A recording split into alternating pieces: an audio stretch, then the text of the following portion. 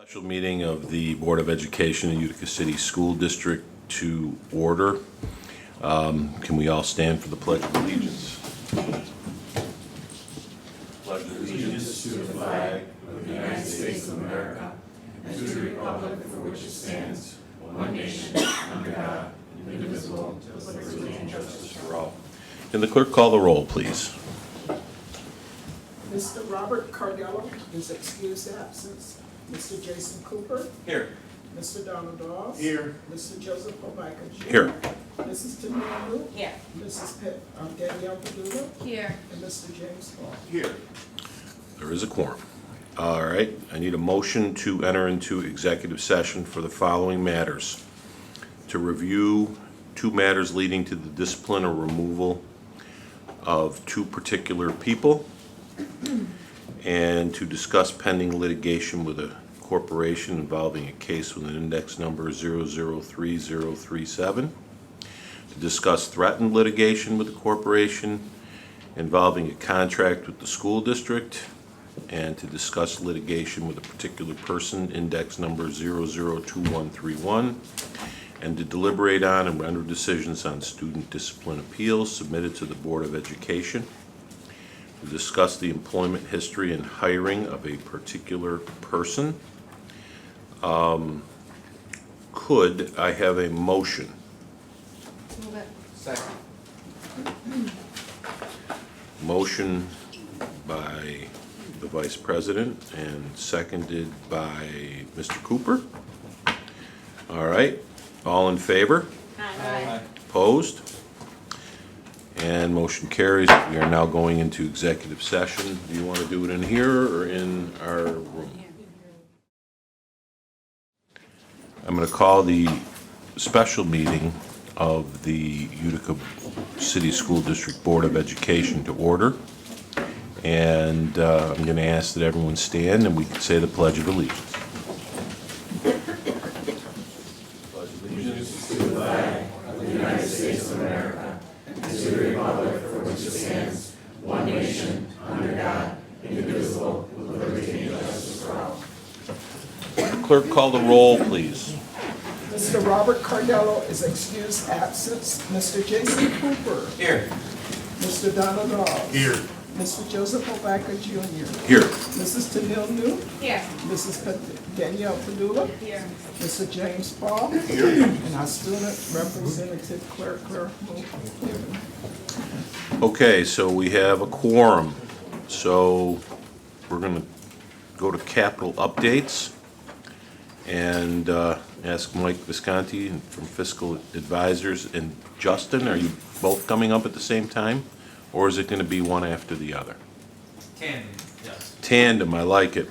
Project Manager, Labella Associates. Welcome. Thank you.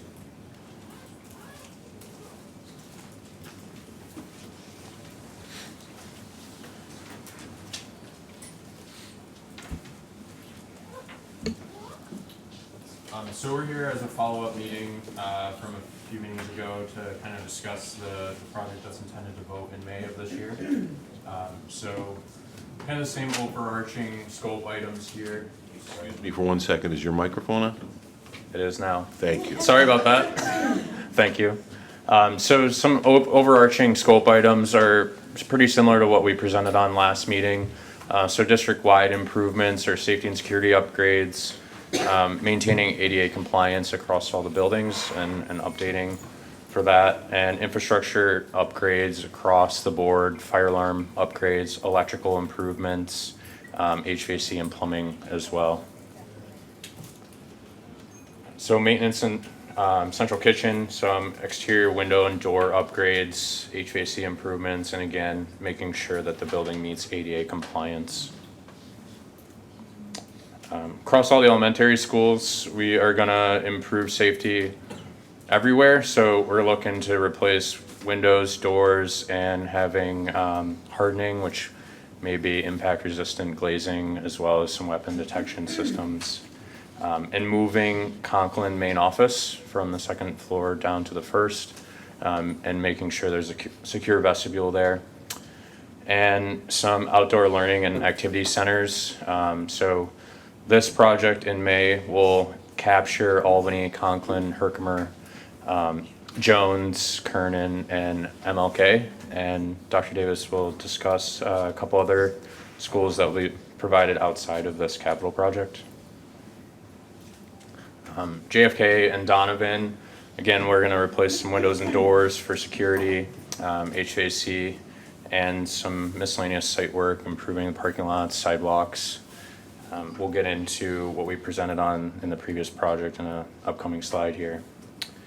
And then Proctor, similar scope here. We're going to also upgrade some gymnasium equipment there and some pool, new pool shell, filtration system, and mechanical systems there, and providing air conditioning for summer school. So looking out towards a future vote, looking at next May also, we're gonna look into doing academy additions at both middle schools, and we briefly discussed this at the last presentation. We are working on some preliminary submission work with SED, and we're gonna, pending SED approval and BAU and aid calculations, we'll look to include those in the next May vote, as well as looking to build a brand new bus garage on a property that we would look to acquire as well, to make sure we can capture all buses and needs for transportation and bus maintenance. I have a question about that. Yes, sir. Have you identified sites for that yet? We've been in brief discussions. I don't believe that we've landed on a final site yet. We have a vendor right now that we're leasing from, has property that he wants us to walk. So I will try to ask the board, capital committee and any other board members that want to join us. But that individual was out of state, so I haven't been able to physically walk that yet, but apparently there's enough land that we're gonna look at that. Outstanding. So the reason this will be broken into kind of multiple referenda, Mike will discuss here, but it's strategized around debt dropping off from previous projects and making sure that we have an understanding of aid from SED before we move too far forward. So kind of moving towards next May will give us communications with SED and make sure we have a final determination on that before we move forward with a referenda. All right, great. So, again, I'm Mike Viscani with Fiscal Advisors, and what the district has asked me to do is to take a look at where the existing debt stands and what it would mean to undertake another capital project. And originally, we had started talking about looking at a vote for just this May, but as we dug into this and we looked at the amount of debt that was dropping off from the prior project that was a very sizable project, we knew that we had to phase this out. And what we're trying, really the ultimate goal is to make sure that this is tax neutral and we're keeping level debt. So if we take a look at this slide up here, and you'll see where it says total debt service, and just come up here and point it out. This is your existing debt service. So you can see that you have 18.7 in 23-24. Then in 24-25, you're getting near $18.7 million of total debt service, and you'll see by the time you get to 26-27, you have a drop off from 18.7 to 12.2, and that's the sweet spot. So that's where we bring on new debt. When we looked at this, we realized that we couldn't take on the entire project all at once, as I stated, so we're going to break this up, and this May, we're going to vote on $65 million worth of work and establishing a $15 million capital reserve. That's phase one. Then we get to phase two, and phase two is $120 million, utilizing that $15 million to offset the local share. Your district is unique because you have a very high building aid ratio. With these assumptions, we have to look at layering this phase by phase. So your first phase, as I stated, was $65 million. Your second phase is 20. Your third phase is 41 million, and the fourth phase is 59 million. How that comes on, you'll see as the debt drops off in that column, it starts filling in with the new debt that's coming on in this column. So in the final column, the goal, as you can see, we stay at 18.7, as down as far as we possibly can. And then as we see this drop off, that's another opportunity to take out another capital project. So while we're layering in the debt, we also have to make other assumptions to make sure that the building aid is flowing, we're maximizing the building aid.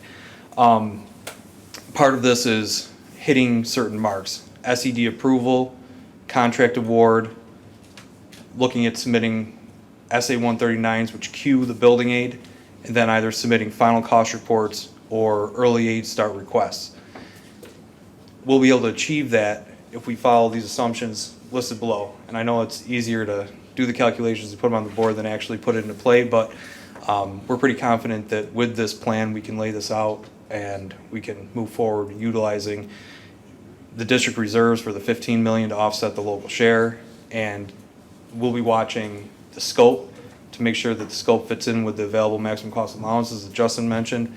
Right now, the district is going through an exercise with SED to calculate the Proctor maximum cost allowances. The other buildings, we already know where they stand, and there hasn't been much work done in the last 5 years, so we don't have to worry about other projects eating away at the available cost allowances. So as these projects come online, we'll be looking at the scope and total dollar amount in relationship to what's available for total cost allowances, both construction and incidental. So, Mike, I'm sure that there are people out, there that are saying, why do we need to take all this debt on? Why don't we just pay it all off? And once it gets paid off, then we won't have any debt. We won't have any debt service to pay. And, because that's how you'd want to run your household, right? So Correct. Tell me, or maybe you could explain why this is beneficial to the district, and what it does for our students by doing this.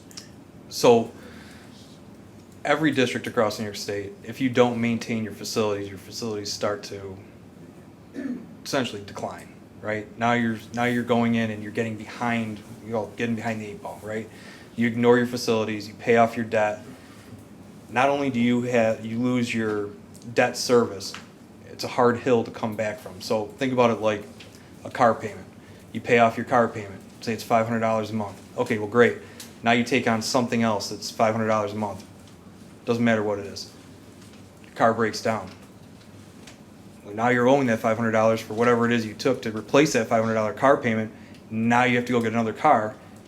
That's how you get behind the 8 ball. So by keeping level debt and keeping your facilities up to speed and utilizing the recycling maximum cost allowances, you'll be able to keep the children's basically in school environment up to par and up to snuff, and you'll also be able to, I know it sounds funny, but maintaining that debt and maintaining that local share will be able to keep your facilities up to speed with neighboring districts. Can you tell us what the state aid, building aid is? 98%.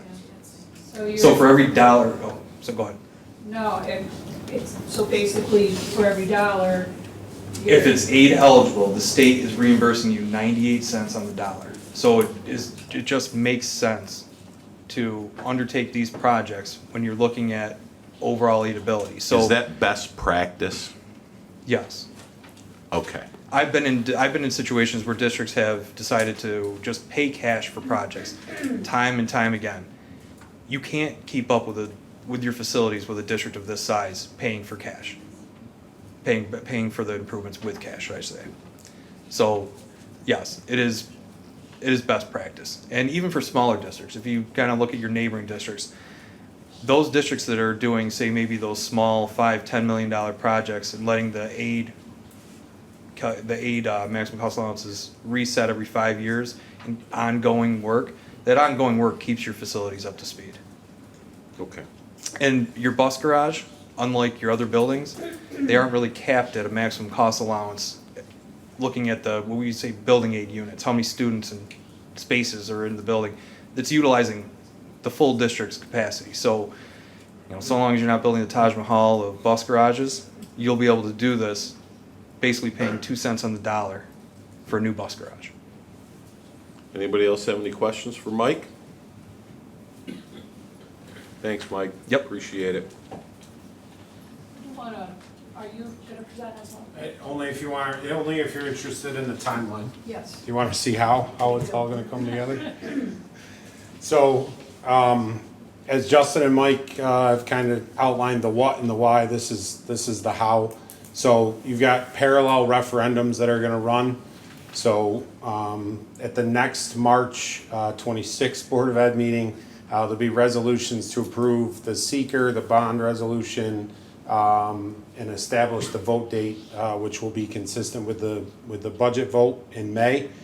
And then immediately, assuming that referendum is successful, Lobella will immediately start design on the $65 million referendum with the intention to get, as Mike laid out, the phases there of the borrowings, with the intention to get that first submission to state ed by the end of 2024.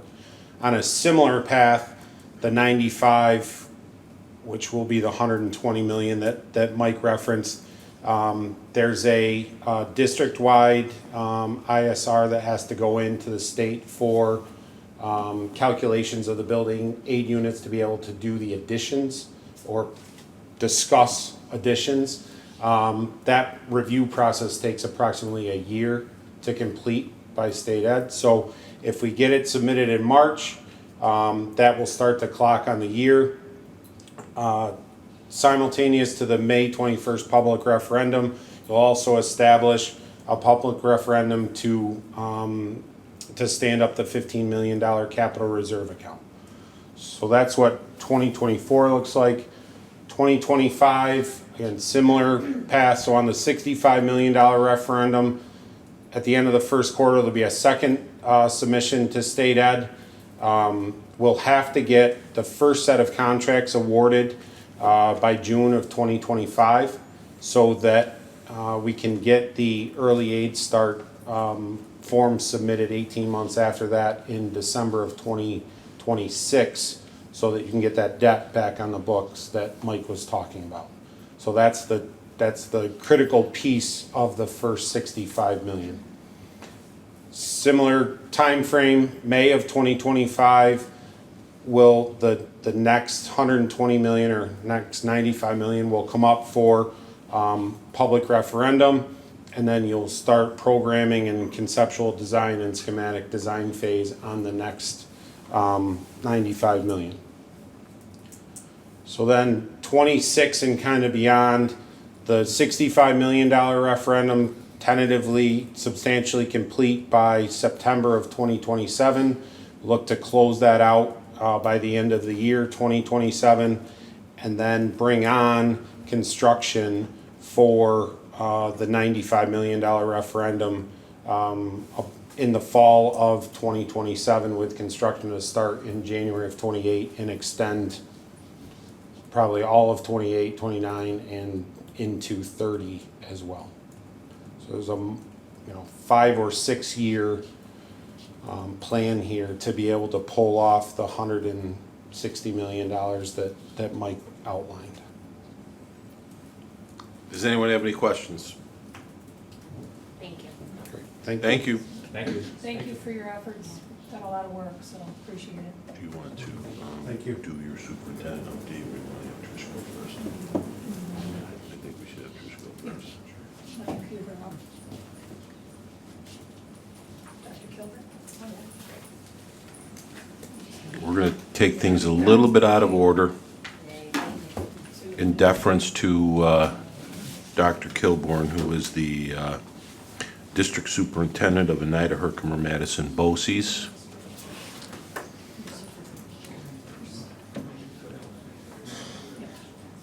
All right. This is gonna be a super struggle for me, because the idea of presenting and staying in one place is like, well, I'm a total mover. Would you like us to have someone there to push the buttons on the, No, because it's a scroll, like, if you're just looking at a Microsoft document, it's not a, I'm good. are you sure? Yeah. Because, we have a technology wizard, Mike Ferraro. I And met you could Mike, wa- the technology wizard. Hey, Mike. How you doing? So, first of all, I want to say how pleased I am to be here with the Utica Board of Education to talk about a superintendent search. And I'll begin by just saying, my name is Dr. Patricia Kilburn. I never go by the doctor, and I always go by Trish. And my role is to, I work for the State Education Department, I work for New York State, and for the Commissioner of Education. And my job is to support a geographic area of the state called the Seoul Supervisory District. So I'm a district superintendent, and I provide direct support to the public schools, the boards of education, and the superintendents in all of the school districts in the supervisory district. Utica being one means that I'm here to serve you. And in my capacity of the commissioner's representative, one of the jobs that I perform are superintendent searches. Now, superintendent searches, when done by a district superintendent, are free for my services because it's my pleasure to serve and it's also my job. That doesn't mean they're free for you. What it does mean is that for my time invested in the search, there's no charge. But there are fees associated with superintendent searches for like advertising, marketing, recruiting, data analytics. If you have long sessions with board members, typically there are very long sessions, you might be buying yourself a meal and you would have to be paying for that, things of that nature. So there are costs with the search, but I do point out that my services, there are no charges for that. So what I'd like to do is just take some time to walk you through the search process. And I see some of you are already digging into your materials, and I'm going to tell you, put it away for a minute. So that way I know that you can hear what I'm saying, and I'm going to walk you right through it, and then you'll have those for reference. So a search process takes time. Searches don't happen overnight. I'm just going to scroll to here. Soup to nuts. Searches on average take about 6 months. And a superintendent search takes forethought and planning. And sometimes I use analogies to like real estate. If you want to go look for an apartment or you want to go look for a house, you don't just go out and start looking. You're immediately assessing, like, do we have enough rooms? Do we need another bathroom? Are we going to want a garage? You know, what works for us, what doesn't? What are our haves and our must-haves? And you do the same thing for a superintendent search. So you spend time trying to ascertain what are you looking for in a superintendent and what are the district's needs, and there's ways to go about doing that. And once you design your search, then you have to go into marketing, recruitment, review and screening and vetting, background checks, then a series of interviews. There's stakeholder input and feedback throughout that process depending on how you design the search. And then you might find your person and fall in love, and you offer them a job, and you go into contract negotiations, and it's smooth as silk, and the next thing you know, you have a new superintendent. And if that all works without a hitch, September might be that magical time where whoever it is, your person comes in like a ray of light, and you're all like joyous, and it's a wonderful moment for Utica, and you deserve that, certainly. But the reality is that there are some hiccups that can happen in a search, and I like to talk about that, not to scare people, just to keep it real. So, in a search, you can set up a wonderful search, and you can market it beautifully, and you might find you don't have enough applicants. You're not getting a return of a lot of applicants, and you might say, that's so surprising, and I'm going to tell you, no, it's not. You may have heard about the national teacher shortage, and that's kind of what we call it, but the reality is it's a national educator shortage, the field. There's not a lot of people dying to be superintendents of schools. You may ask why, and I would say if you're curious about that, come see me about a job. It's become a very political job and a very stressful job, so people are cautious. Not as many people are entering into the work of the superintendency as they might have in the past. So that's a reality. So you might start your search, you've got marketing down, it's great, and you don't get a lot of applications. And at that point you might say, we're going to close the search. That can happen. It might not happen. You might have a lot of applicants, you're feeling great, it's wonderful. We meet, we got a big bound book of applicants for you, you're loving it, you take it home, you're going through it as a board, and you're like, oh my God, these people, no one's been a superintendent yet, there's not a lot of experience here. And at that point you might say, okay, we're not ready yet. And you might say, that can't happen, can it? Yes, it can.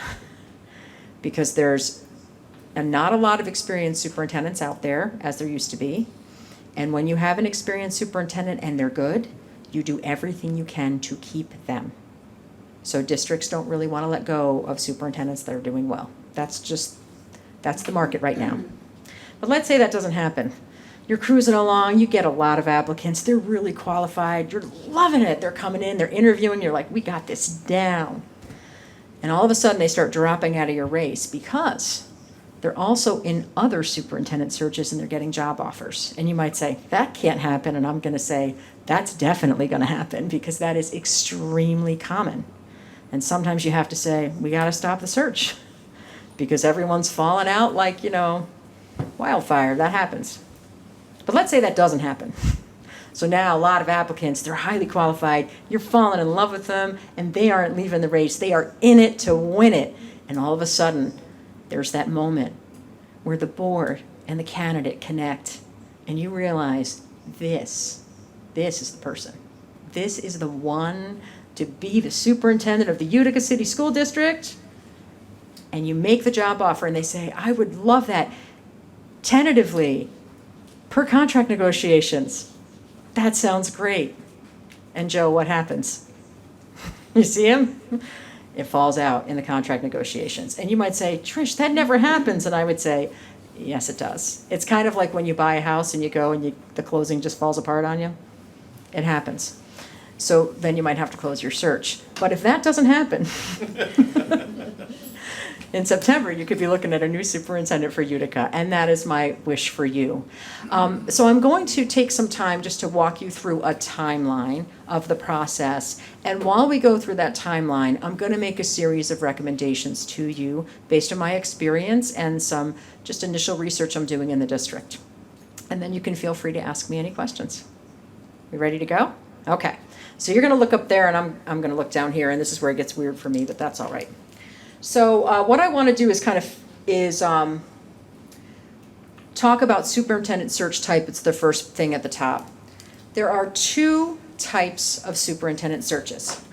The first one is called an open search. The second type is called a confidential search. In an open search, it means that at some point in the process, people other than board members, typically committees, get to either watch, observe, or engage with candidates, superintendent candidates. In most districts, they set up a search that it's your 2 or 3 finalists. So the process is a closed process, and then all of a sudden you announce these finalists, and people somehow get a way to know who they are. They may get to watch them do a presentation. They may get to engage with them in some feedback, and that's called an open search. Now, in an open search, people are allowed to give their opinion of the candidate, but what they can't do is hire the candidate. And performance of the superintendent, that's your main employee. So the community's made that decision. You are their committee. But if you do an open search, it allows other people to get a chance to kind of view people or engage with them and give you an opinion, but they can't make the decision for you. It's your decision. Now, a benefit to an open search is a sense of transparency. So what happens is people in the community tend to feel like they have this opportunity to just kind of know, right? It doesn't, like who's applying for the job, they won't know that. Who was vetted for the job, they usually won't know that. How did the first interviews go? They're probably not going to know that, but they would know who those finalist candidates are, typically in an open search. Now, with every decision, there's a consequence. So, transparency, plus. There are some consequences. They are what they are. Typically, when you have a community giving feedback into the candidates, you begin to understand that not everybody likes the same candidate. So whoever you choose ultimately has to deal with people who didn't pick them in their own minds, right? Like, I didn't pick you. So it's something that candidate has to overcome. It's doable. They can overcome that. Another potential consequence has to do with candidate pools. And I'm going to talk about that by talking about a confidential search, the second type. So in a confidential search, it's very much like I just described an open search, except that the candidates are never revealed. which means that the board, you screen, you vet, you interview, and then finally you get to finalists. And you don't open the doors for people to come look at the finalists. You keep the door closed. You make your offer, the person accepts, the contract negotiations go well, and then you announce who that candidate is. And you say, wow, that doesn't feel very transparent. It's not. Confidential searches are usually put in place to secure a pool of the highest candidates possible. And people typically, districts will use a confidential search when they're looking for an experienced superintendent of high quality. And the reason for that is because those people are already superintendents right now somewhere else. And if it becomes known who they are, the home district is going to start offering them money. The community in that home district usually would say, don't go, don't go. Or the person backs out because they could get in tricky waters if they don't get the job. You have to remember, for candidates, there's a 50% chance if they're a finalist, they're not getting the job. So a lot of times, highly qualified superintendents will not enter searches that are not confidential. So that's something you need to be aware of. So you might say, well, if it's a confidential search, does that mean community members, stakeholders don't have any input? Yes, they do. It's just done differently. So in a confidential search, because they're not giving an opinion about the candidates, you spend time as a search consultant through surveys and through forums, engaging in dialogue and gaining feedback with people, usually with representative groups of students, of teachers, administrators, support service people. Sometimes that's divided by labor associations, sometimes it's not, and other community members, to find out what are the characteristics and attributes and skills you feel need to be in the next superintendent. And secondly, where's the district doing well, right, in your mission and vision? How are you doing? And where is improvement, or where could growth be gained? What would you like the superintendent to be prioritizing? In a confidential search, all of that information is gathered, and that data is used in marketing. That's the data the board has to use to develop its questions. And the board develops a guiding statement and parameters based on that community's feedback. And that's how you measure every candidate against. It becomes the criterion by which you choose your candidates ultimately for the position. So they both have community and stakeholder input. It's different. Man, I'm trying to move as fast as I can, so bear with me, because I know it's a lot. So after talking about the search types, we're going to go into the search timeline. So up here is a sample timeline, which I'm going to try to see over here. So if you were to appoint me as a search consultant, this is a draft, but let's say you did that tonight, then tomorrow I would do an introductory video that could be translated and sent out to your community that would basically be saying, my name is Dr. Kilburn, I am the search consultant, this is my role, this is the timeline of the search, this is when we anticipate hiring a new superintendent, and this is the type of feedback that you can participate in throughout the process, and there'll be more updates. It's pretty general. It would go out to everyone right away. So you don't want to waste time on that. You want to do that right away. We'd initiate a thought exchange 1, which is we'd initiate a first survey, March 11 through 22. We'd have a draft email brochure and application to you, the board members, on March 22nd.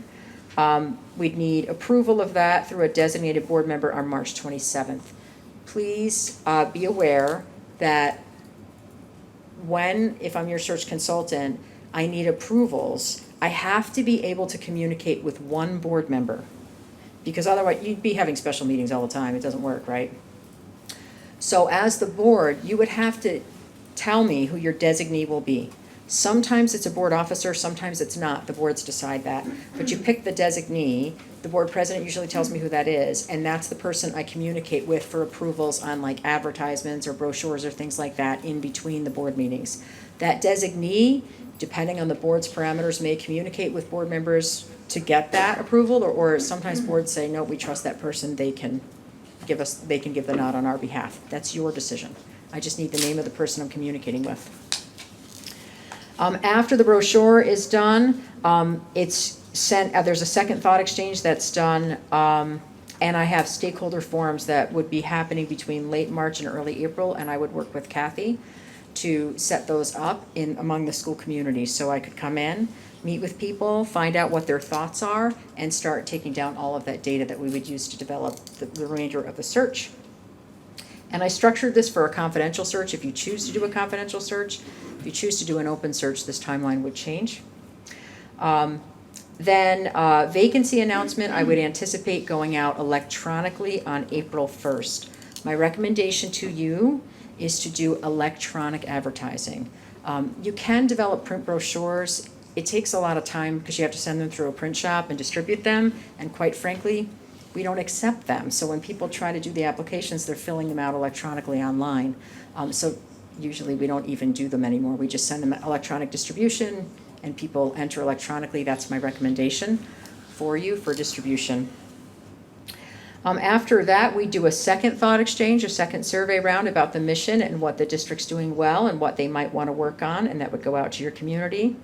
We'd receive application deadlines on May 3rd. I would go through preliminary vetting and screening interviews. That's May 4 through May 22. So typically, I do background checks, reference checks, and I'll do telephone screenings with summary transcription of each candidate. So you'll get a book that's got it's telephone interview, questions, summative answers for each candidate. And then we compile all materials into these pretty big books. You would see, as a board, you would be able to see every single person who applied for the job. Even if they're not qualified, they would go in the back of the book and you could see why they're not qualified. But you will know everyone who applied. That necessarily won't be the people you interview, but you'll know who applied. Candidate materials are available to you on May 23rd, and then if you look at the bottom of the sheet, there's all these June dates, because there's about 6 dates where I need board member participation, because you have to come together to choose the candidates to go into first interviews. First interviews typically take 3 nights, 90 minutes an interview, no more than 3 interviews in a night, so it can get long. And then you do second interviews. Second interviews, same thing, usually less nights, usually takes about 2 because you've removed some candidates from the running. And so what I've done at the bottom of this is, if you want to move forward with me as your search consultant, you can see a list of June dates right there. Those are all the June dates right now I'm holding in my calendar that I don't have booked yet. And you can see the time. What I would need from the board are 6 dates that work for the board.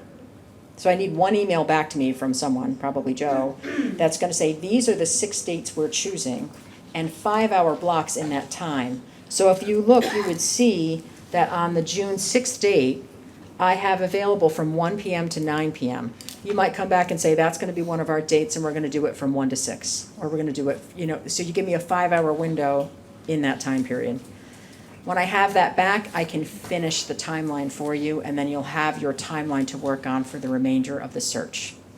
If none of those dates work, then we have to figure something out in July. And I will say this, boards do this differently. Some boards, because people work and have lives, and June's a busy time of year, they'll do it via like a subcommittee of the board. So they'll have a group of board members meet. So what I mean is, some boards will say it's got to be all of us all the time. Most times that doesn't happen. And then you end up with a core group of the board, and they would go through like vetting the applications and first round interviews, and then by second round interviews, typically they say we want the full board back for those. So you have among yourselves some flexibility in how you structure this. Those are not my decisions, those are your decisions as yourselves, as a group. So I would just need to know what you're planning to do to move forward that way, and I would need to know those dates. So that's an outline of the timeline, and what I'd like to do is take you into some recommendations. So if you open your folder, you should have a document in there. You have the workbook, you have what's right up there already. But you also have another document, and what I want to do is make a recommendation for search type. I want to make a recommendation for salary, and I want to make a recommendation for recruitment and advertising. These are my recommendations. It's free advice. Take it for what it's worth. I do recommend that you go with a confidential search. You are one of the largest school districts in the state outside of the Big Five. You have a lot of complex dynamics and nuances. You need a very skilled, experienced superintendent to be responsible for this district. And I think that you need to secure your candidate pool. I think that needs to be your highest priority. Now, I don't have a crystal ball, so I can't guarantee by doing a confidential search, you're automatically going to get this high-quality pool of candidates. You've heard me explain this already. But I think that you risk it if you do an open search. Because I think if you have established superintendents sitting in districts already, they're not necessarily going to apply if they know that their name could be outed. It puts them in a difficult position, and I think it risks, you put yourself at risk with counteroffers. So that's my recommendation. I looked at districts of similar demographics and size across the state, and I looked at salary points for superintendents, and I also looked at turnover in superintendents.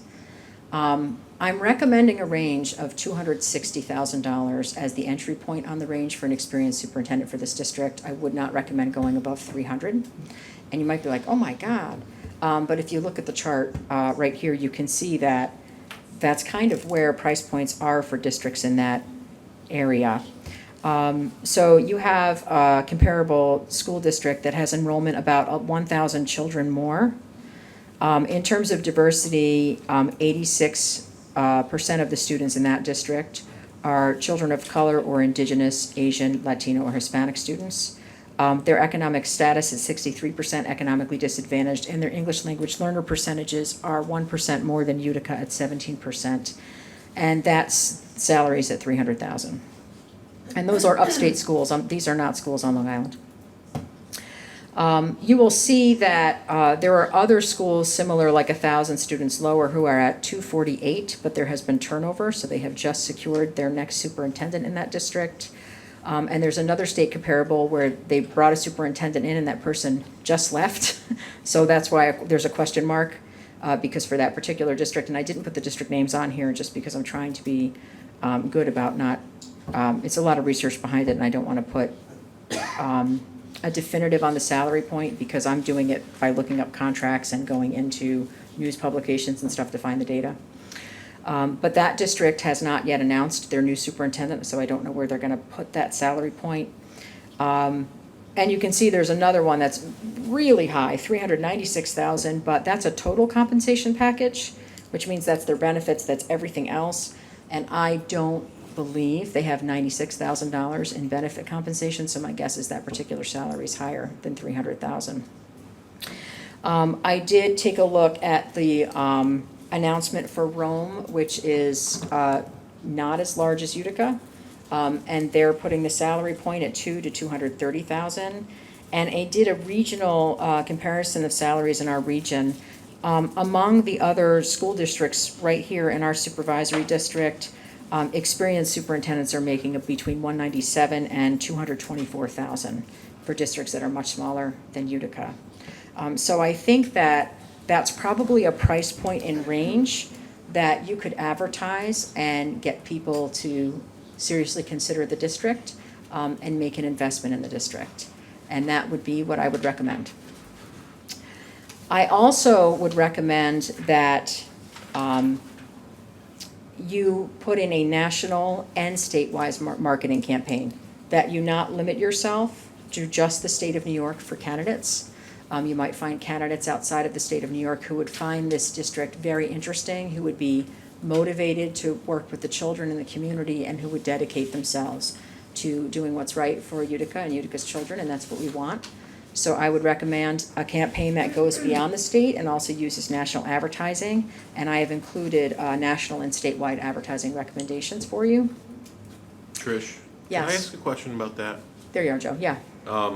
So if we did a national campaign, which I understand what you're saying, do you have to be licensed in New York? Is that a hard thing to do if you're coming from?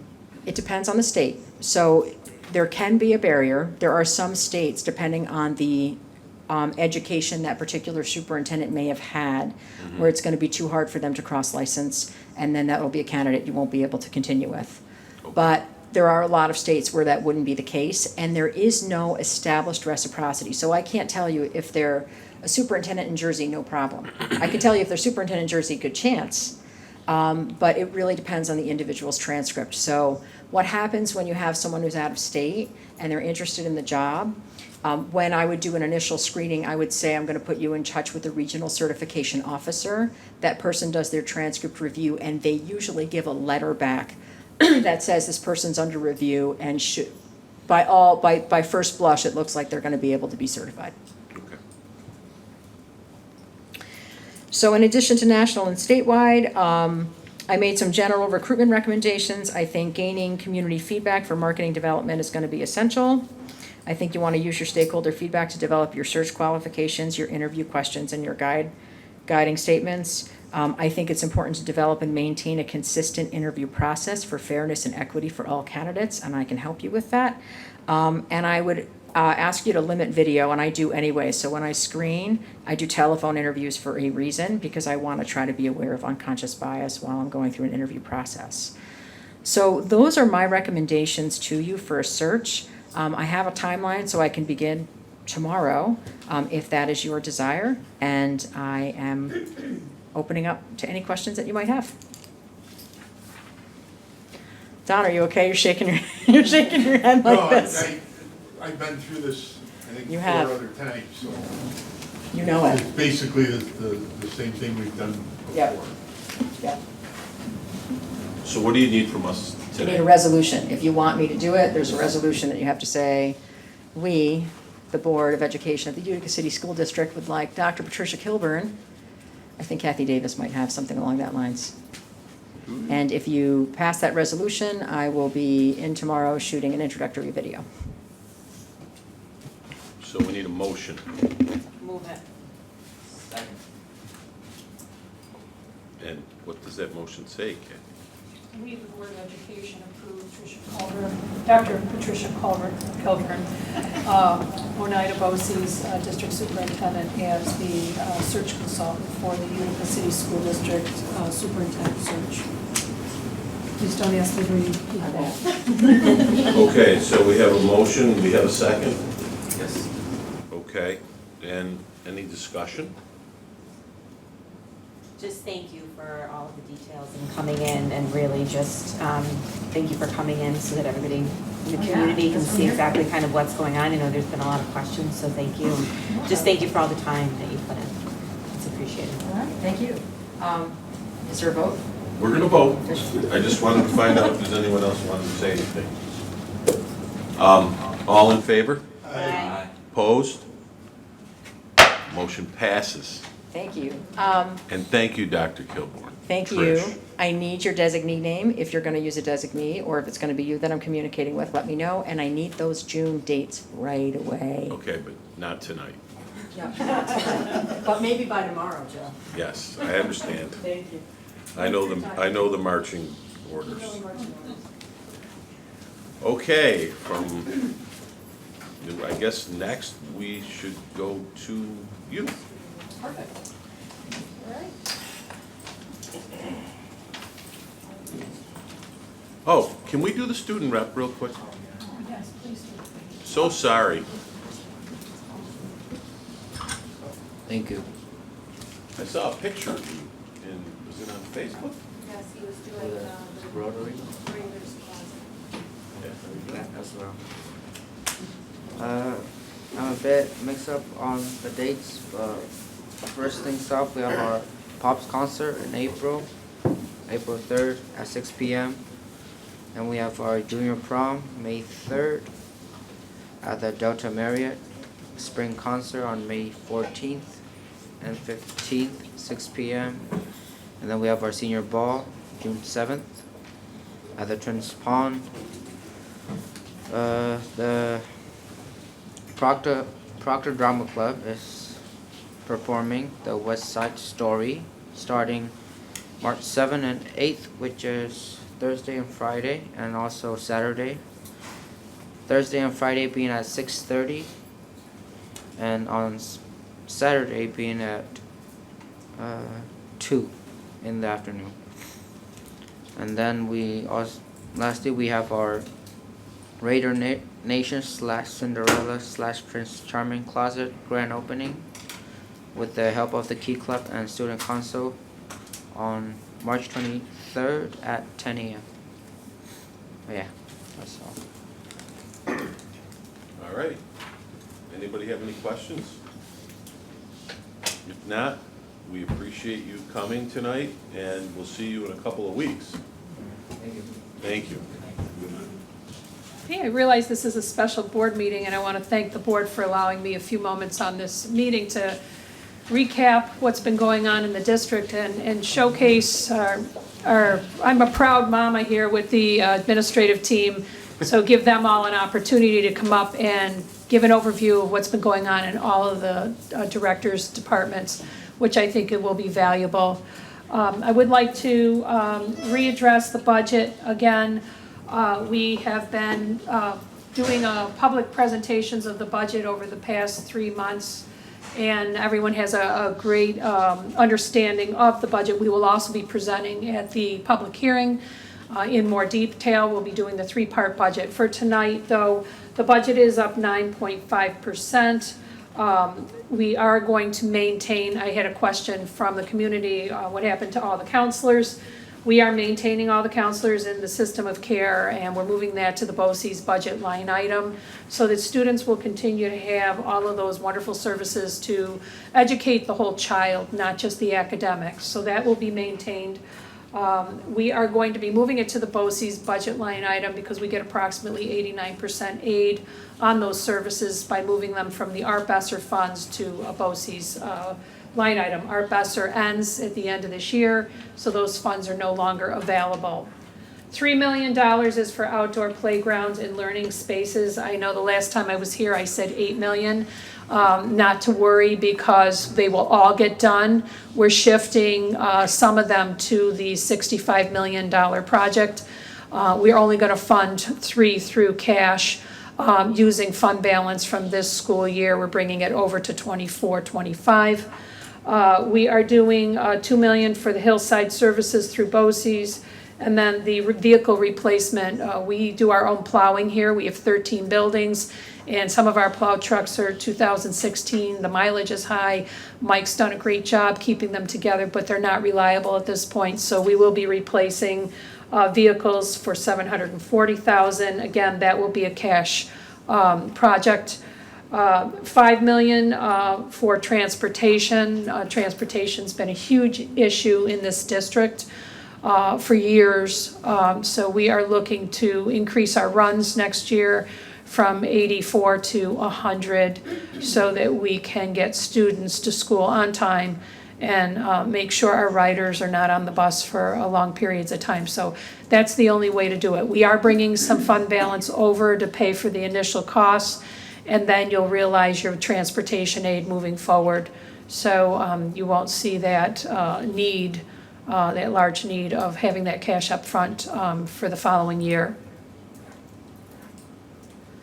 Revenues, I know there's a lot of worry out there about what is that going to cost us.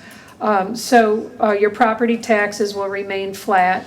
We will not be increasing the levy limit. That number that you see up there, the $32,205,865, is not. It also includes other revenue, tax revenue streams.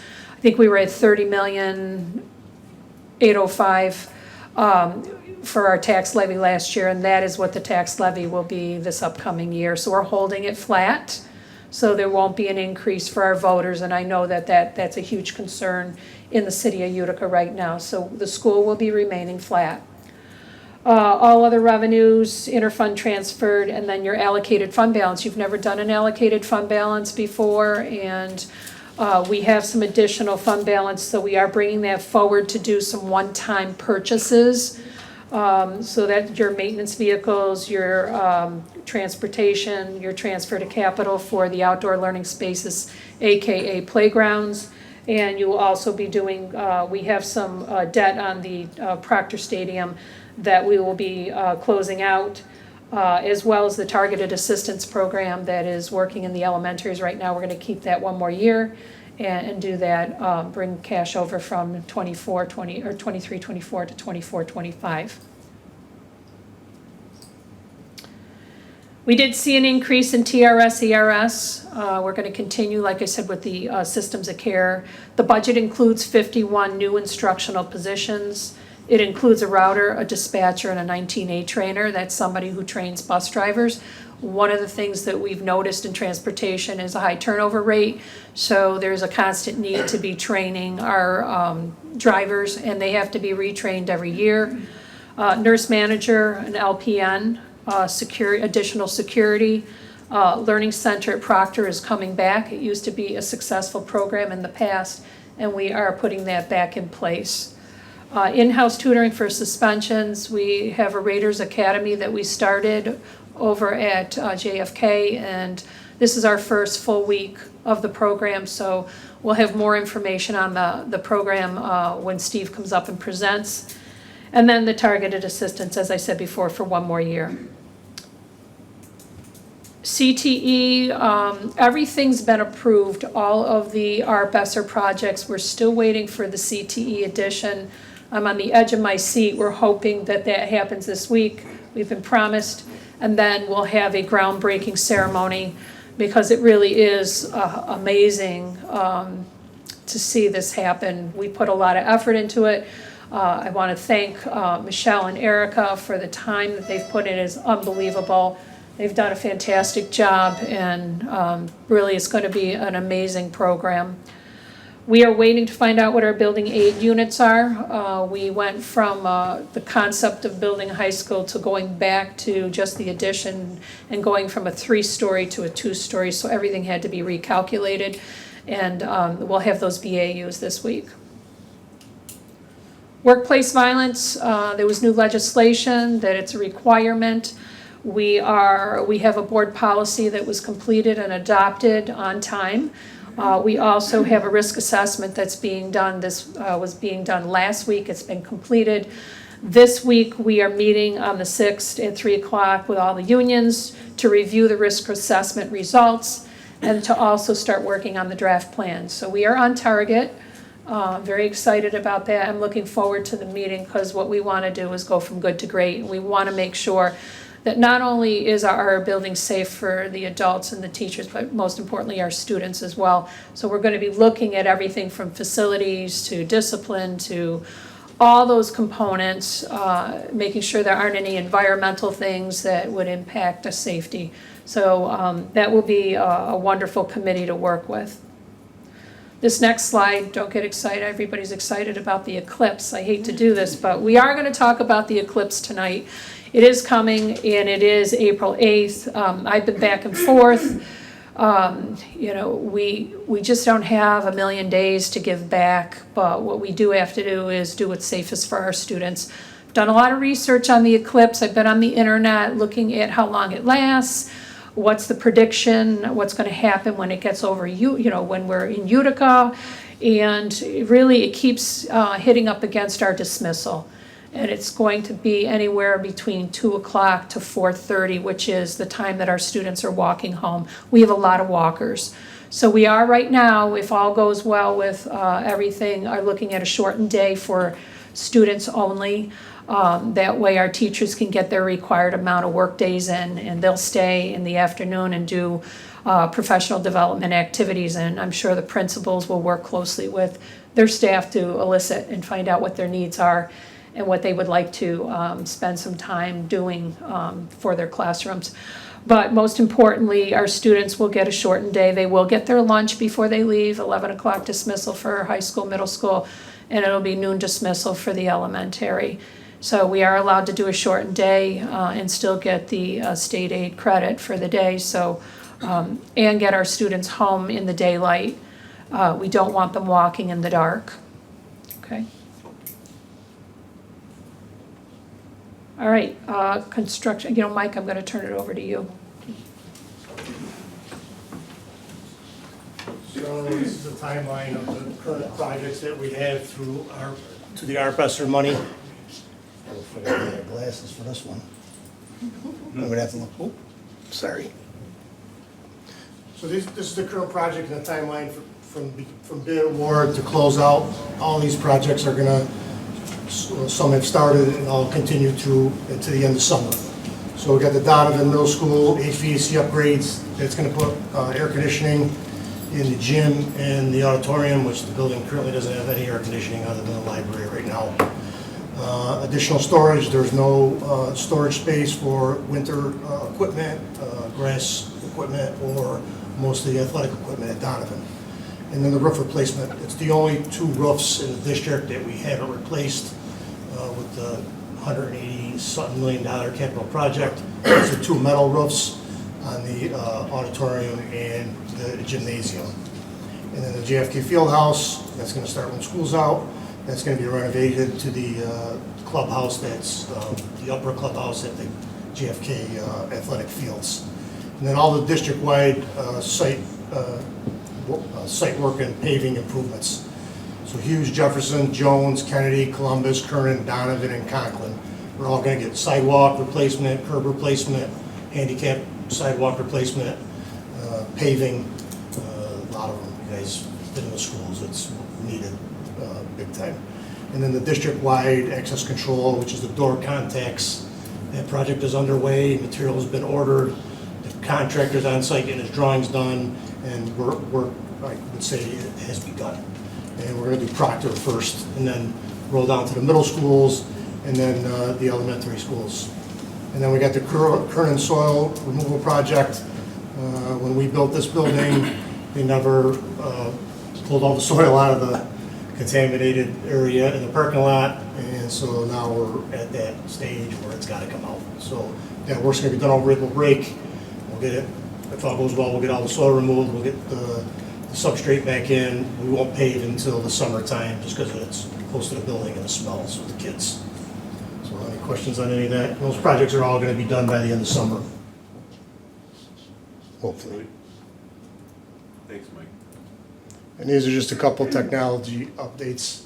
So Access 411, I know we talked about that. That's a student identification system. We went digital IDs in Proctor on the 26th. That went pretty well. I think we're capturing about 80-something% of the kids right now with the digital ID. And we'll continue to monitor it every day. We're using the cafeteria and at arrival in the morning. So we'll continue to enhance that and use that and build on those modules as we move along. Summer cleaning, we partnered with BOCES. They're gonna come in and they're gonna help us catalog and inventory all the computer equipment in each classroom. It's a daunting task, and they're a good partner for that. They'll clean, they'll let us know what really is in bad shape so we can get that replacement for the September school year. And then we have a know before training. I mean, some of you have all gotten that email. So that's a data and security training that's required by the state. Is that for us too much? Yes, it is. We have to do it. If you have a school email, then we require you to do it. It's like a 4-hour course. It's only 45 long minutes.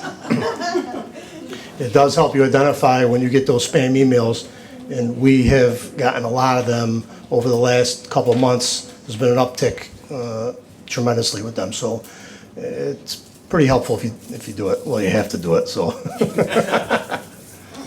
And then PII, personal identifying information. The district's looking at some new policy, or well, I would say procedures, and how we handle some of that stuff. And we're working with the superintendent, and we're just gonna clean that up for September. Any questions? Okay. Who's next? Mr. Felch, you've been waiting all day. Thank you, Mike. There you go.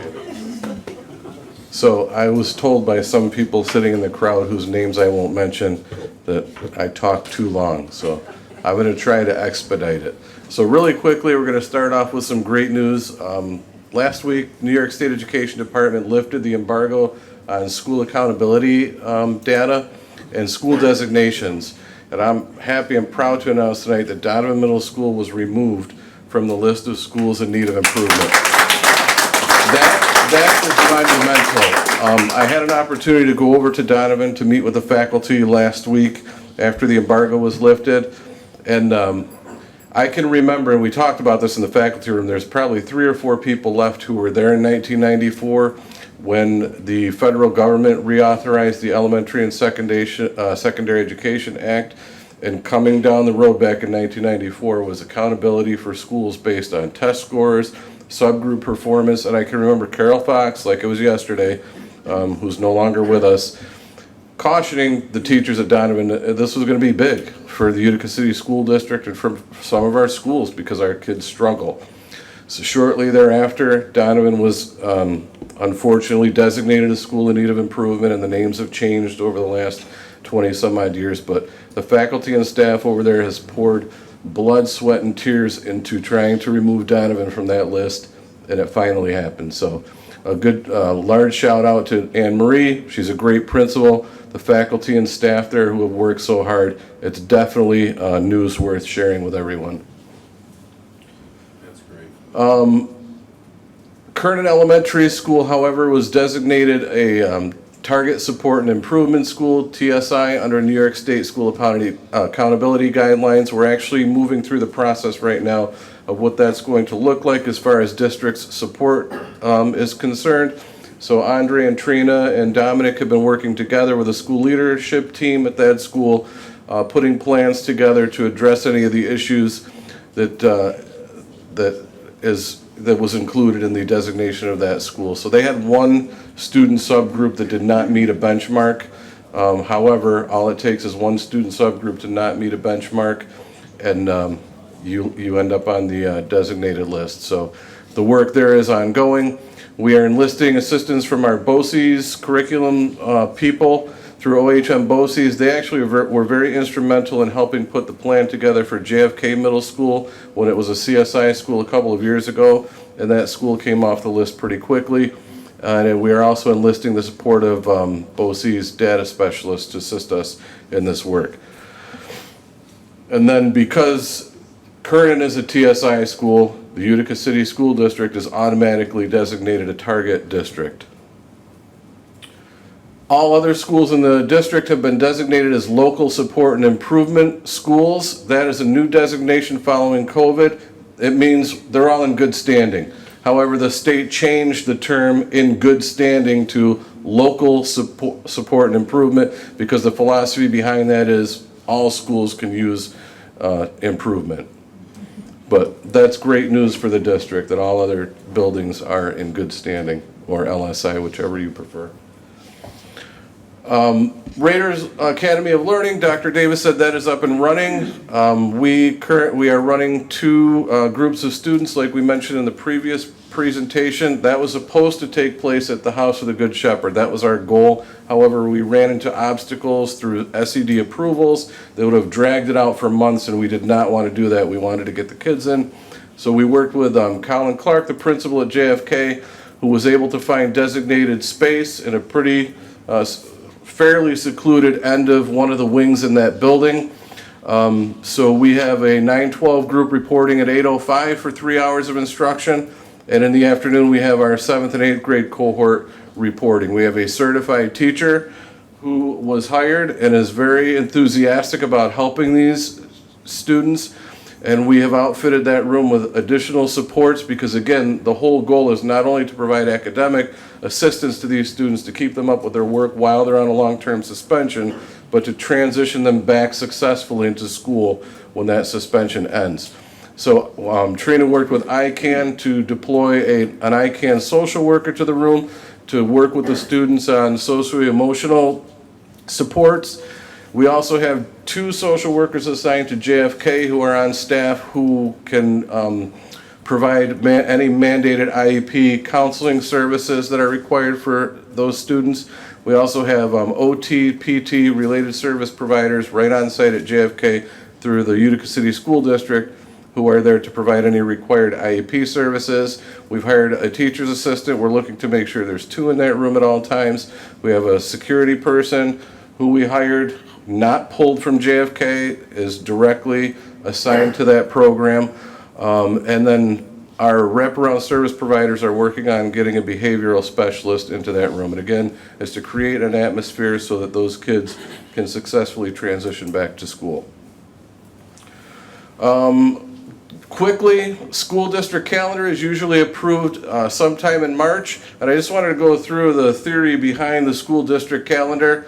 So for state aid purposes, school districts must meet the 180-day minimum requirement for student attendance, and school districts are also required since 2018 to meet instructional hours, a designated number. At the elementary level, it's 900 instructional hours that are required. At the secondary level, it's 990 instructional hours at the secondary level. And then I'm going to move through these, and I'm going to save the rest of this for the next presentation because we could be here all night. So you'll see more on the school calendar when we meet next. Smart schools. Tonight we were going to do a presentation on smart schools. After talking with the superintendent, we decided to put it off for the later part of the month. Mike and I have been working and meeting. Jason Cooper sat with us with some community reps. You'll hear a little bit more about that at the next meeting. Which one is it? The arrow. There you go. I'll be brief. We had a finance and audit committee meeting this morning where we reviewed the initial results from the internal risk assessment, which was included in your packet, along with the federal single audit. We were rather pleased. One of the first tasks that you tasked myself and Dr. Davis when we were appointed was getting the risk down, the internal control risks down. We were really excited. Nothing was deemed as a high risk. There were several mediums, a lot of lows. You'll be hearing more about those as we come to you and look to update some policies throughout the district. Excited by our federal single audit. As you know, we got a lot more federal money we're not used to getting for capital purposes. School districts traditionally don't get capital money. Federal capital money, a whole different set of rules and regs that go along with those, and you've heard about them ad nauseum over the past 3 or 4 months. What we found is that we did not have any additional findings beyond our financial statement findings, which was very exciting. And that was not just because of your business office or your superintendent, but also our grants department. Mike was very involved with all of that to make sure that that came out well, so we're excited by that. As you may recall, your claims auditor, also Paris Rich, is doing fixed assets and inventory management. He's working 2 days a week with Mike down at his shop, 3 days up in the business office. We now have, for the first time, our fixed assets up to date for the year. Very excited by that. He's also been doing inventory management, and this is going to help move our audit along for the year, and hopefully we won't have a finding on that this year. So we're excited by that. We've talked about long-range financial planning and our fund balance reserves. You may recall a couple of months ago, you as the Board of Education approved a fund balance plan. The superintendent and I will be coming back in the next 2 months with an update to that. We have turned in some information to Frontline, which is preparing our long-range financial plan in conjunction with the business office. You'll be hearing a little bit more about that in the future. A couple months ago, we lost an accounts payable person that did a lot of work for Mike, a lot of work for the business office. And after talking with Mike, and I will have to say, where's Scott Rogowski? Is he still here? Scott Rogowski. What we've decided to implement is 2 new email opportunities. Instead of going to a particular person, people come and go. We want it to be easier for our employees and for our vendors. So after speaking with Mike, we're going to be creating two new emails, which we're going to be advertising to make it easier for them to find us. At your last board meeting, your board president talked about scholarships, where we're on scholarships. And we've done a little bit more of a thorough review. We're going to be meeting internally on those scholarships. There are a number of them that weren't cashed last year. And so we're going to be meeting on Friday with Ken Sesniak, going over a little bit about that. We found out there's scholarships at the Community Foundation. There are scholarships that earn very little interest every year. There may be $200 there. What could we do with those? So we're going to be coming back to in the next 2 months, making some suggestions. Property tax collection. We have spent some time with the mayor, the new mayor. He's very anxious for us to continue a collection with him. We did brief him that the superintendent and I did meet with the Bank of Utica, who would like to do our tax collection for us at no charge. And so we've mentioned that to the mayor. They, of course, would like to keep the tax collection, so that's an ongoing discussion. The mayor shared with me that he's hoping to get back to us and the superintendent next week So hopefully by your March 26th meeting, we'll have some kind of recommendation to make to you. Federal grant reconciliations, those just continue. That was one of the really big open issues as related to our audit. Charter school projects. The first meeting that I came to at the Board of Education when I was appointed, there were several questions about charter schools. What is our interaction with them? What is our role with them? So after speaking with our superintendent, this summer we will be endeavoring on a project to understanding what our role is. I'll give you a great example, something Sarah had brought up a couple of months ago. We supply nurses for the charter school, but there are other schools that are at and are participating in the charter school. So why should we be paying for it all? So the district superintendent and I spent some time on the phone with the state. So we're going to be looking at those kinds of things as to what our role is, what can we ask for. I know that the board president has asked numerous times, why can't we get more information? So we're going to be looking at what our rights are so we can provide more information to you. And then lastly, the business office has been working pretty closely with the grants department and Mike Ferraro's team on capital projects. All those capital projects that you saw up there, I don't think in recent history as a district you've done that many projects where that many different types of financing have come into play. Very, very complicated. And as we're really under scrutiny as to how we manage our projects, we're meeting weekly to make sure that that's done timely, the reconciliations of that is done timely, and that they're paid properly, that they're bid properly. And I will just mention lastly, with our CTE, we just recently purchased $10 million of furnishings and equipment and technology that's all going to be coming in the next couple of months, all paid with federal dollars. We utilize the Ferrera law firm to make sure that we bid those projects properly and timely. So we're pretty excited that we think that as we move along, we're going to have success. So I don't know if you have any questions for me, but I tried to be as brief as I could. So I'm a little different. So need a little participation. Take a minute right here. I want you to kind of look at this. There's a statement up here, under here. Take a moment and go through and take a look at it and read it.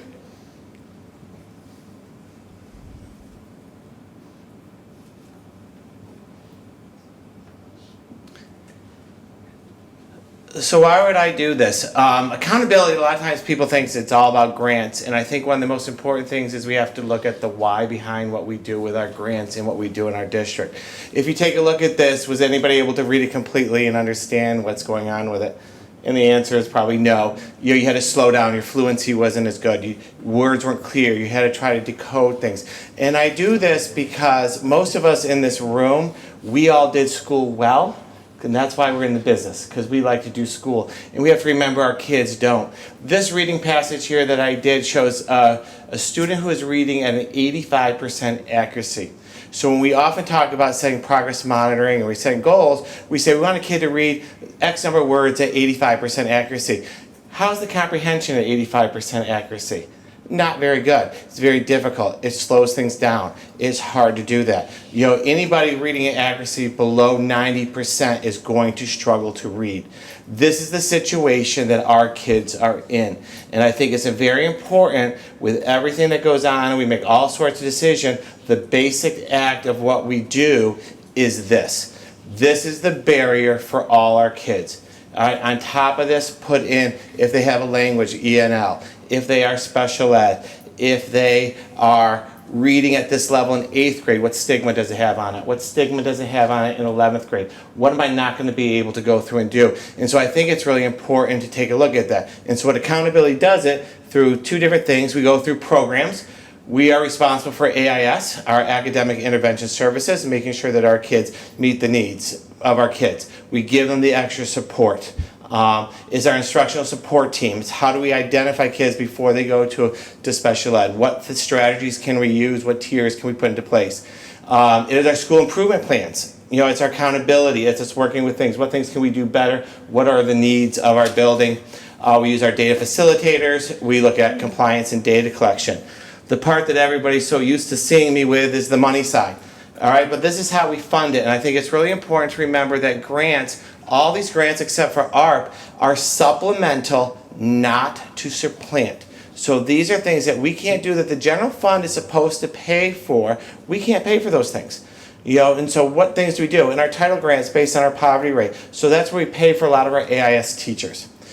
This year, I really did a big change on Title IV in talking about giving new opportunities for kids. And so we did a total rewrite of the grant. So this year under Title IV, we're sending kids to see To Kill a Mockingbird. We're sending a group to Syracuse Stage. We're creating STEAM clubs after school. We're finding ways to engage kids, to get them into motivation, and to also build on them and to build those reading skills. Then we have all our grants listed there that we work through. And I'll answer any questions on any of those grants if anybody has any question. But again, you can see where it all builds into it. IDAs are special ed. McKinney-Ventos are with our students in transitional housing. Our refugees, our UPK, what it builds on. Our CTE with our Perkins. Our My Brother's Keepers, which we've created these Saturday academies. And we're building home libraries for some of our elementary students to build that fluency in reading. So ultimately, the real passage is here. And when somebody can go through, and we talk about reading with Scarsborough Rope and having decoding and phonemic and background knowledge, we can go through and read the passage. And from reading the passage, we can actually gain knowledge and advance what we want to do. And that's ultimately what our goal is. And I think sometimes we have to remind ourselves. And like even as teaching, we have to remember it's the first time for the kids. It's my 30th year teaching this course, but it's Johnny's first time ever walking through my building. In my classroom, and not to get frustrated, and there's a lot of other things, but this is the core of what we do. The last thing I just want to address is something really excited. We're partnering with Utica Public Library. Vanessa Regrot has been working with me on this. Jacqueline Woodson is a national award-winning author who is coming to Utica. The library is bringing her in. We are the only district that she's going to be working with, and so in June we're going to bring our 5th and 6th graders to MVCC to meet with her. She is a person of color, an author of color, and I think when we look at literature and we look at reading, it's very important that kids see themselves in the works that they read, and to also see people like themselves creating the works in which they are reading too. It's an authentic thing. Her primary book, her award-winning book, was Brown Girl Dreaming. It was actually a book about her life. It's written in prose, so it's poetry written, telling stories about her growing up in the South. Her newest book is Remember Us. We have students doing a project in some of the buildings that are going to create big murals of these book covers, and we're going to present them at the book talk on June 12th. There, she's going to talk about her process for writing. And if you read Brown Girl Dreaming, it's really about how she got her story out. And it's how she learned to have a voice. And so one of the passages of one of the poems in there, there's another one that's really good on reading, but her brother does, but I'll say it for another day.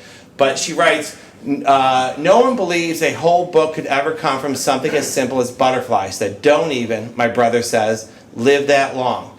But on paper, things can live forever. On paper, a butterfly never dies. And when we talk about kids in identifying to the work, having their stories heard, writing their stories and having that thing, I think that is probably one of the most powerful things that we can do. And it's really what our purpose here in the district. And that is accountability. Thank you, Andre.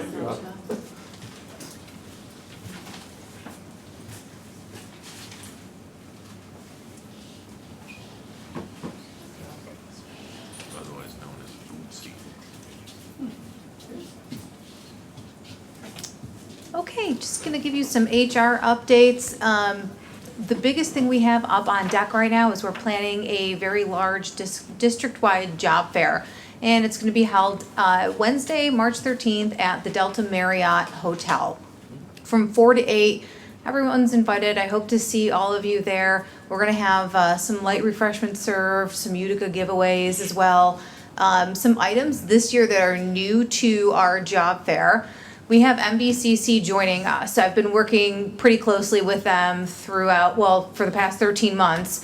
And we've put together about 4 free to the individual fast track teacher certification programs. So they're gonna have an informational booth there at the fair as well for people who are interested in becoming certified teacher assistants.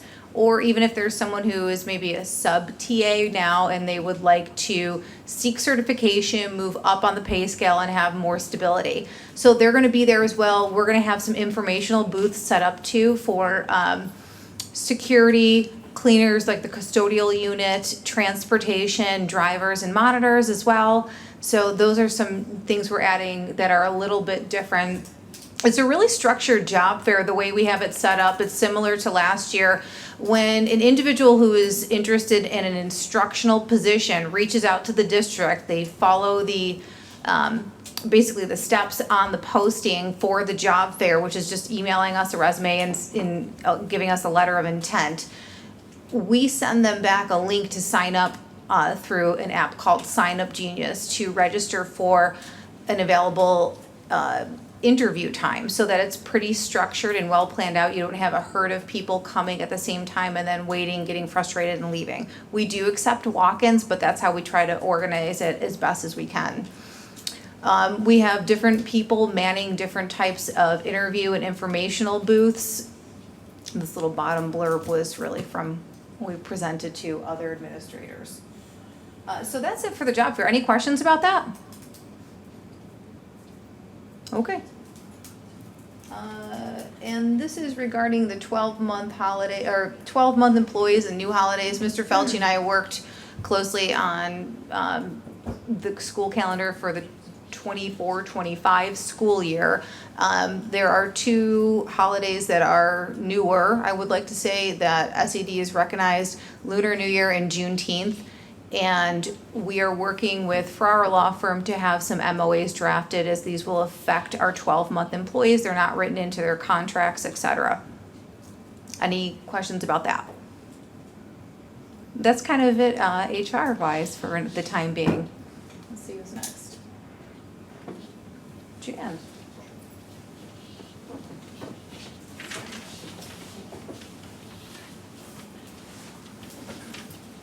Hello.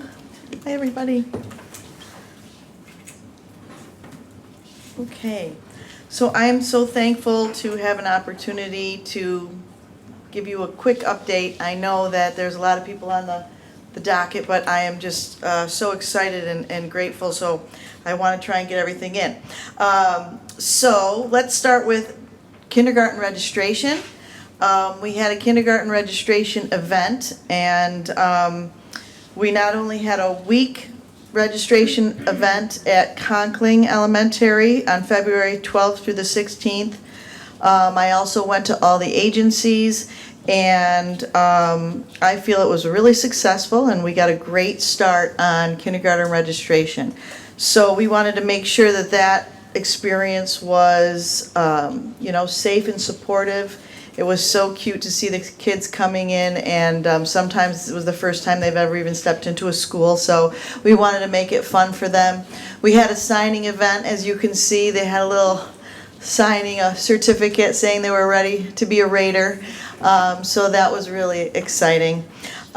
We had some great community representatives there. We had Fidelis, Cornell Cooperative Extension, RCIL, and Center for Family Life and Recovery. So there were community people there that were able to answer any questions that they had.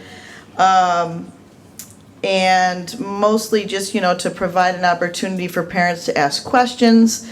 It's a big registration packet and it can be overwhelming. We had our ENL coaches on call, so if there was anyone that had a second language spoken in the home, they were able to have some assistance with that.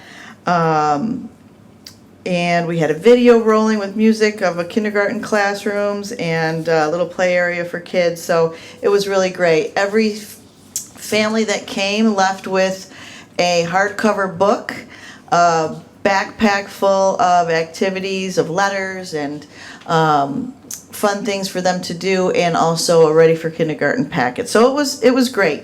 I think we learned a lot for next year, and we can tweak it and make it even better, but I think it was a great first time event. Any questions on that? Okay. All right, so the Targeted Assistance Program. First, I want to just thank you again for your support on that and all the openness that you have. It has been an absolutely amazing program. For those of that you may not know what it is, we've hired about 26 teachers. Most of them are retired teachers with an amazing experience, especially in reading and elementary education. And so they work in all 10 elementary schools, and they work in very small groups to support the classroom teacher on early foundational reading skills. And it's just been great. And, it's something that we can say that directly impacts kids right away. And we have seen amazing growth.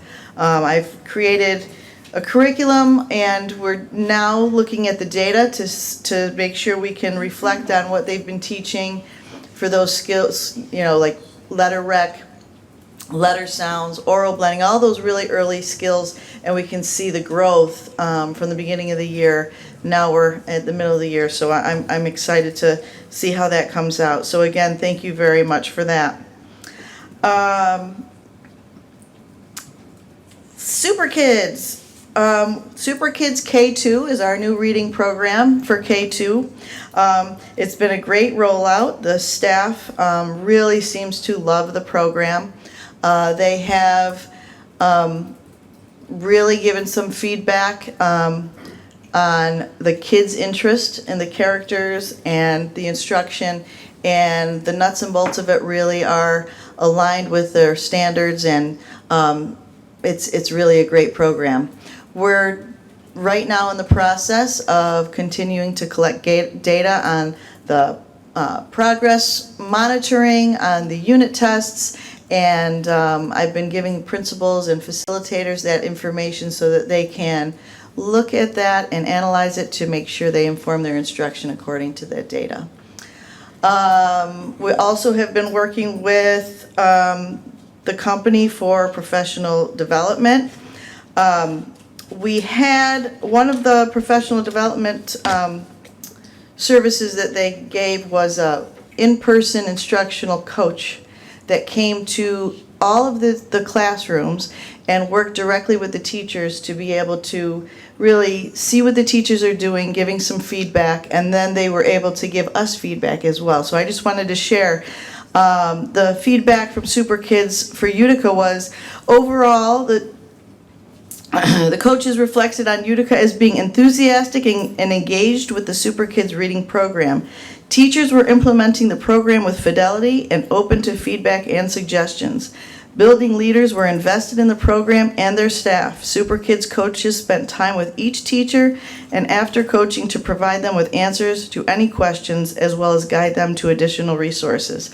So it was really, I think, a worthwhile professional development opportunity for them to really understand the new program. And I just thought it was a good thing to share that with you guys today.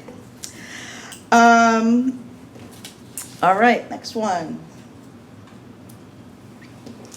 Okay, universal pre-K. So again, I could do a whole nother presentation on the curriculum for universal pre-K, but I won't do that today. But if you ever want that opportunity, I'd be happy to share. So we have the creative curriculum is a curriculum that I implemented for all of the universal pre-Ks this year. And it's based on early childhood learning. It incorporates science, social studies, math, technology, reading, writing. It's just an overall wonderful program that really focuses on play and developmentally appropriate curriculum for our youngest learners to be ready for kindergarten. So I'm really excited about that. We have a lot of summer work to do this summer.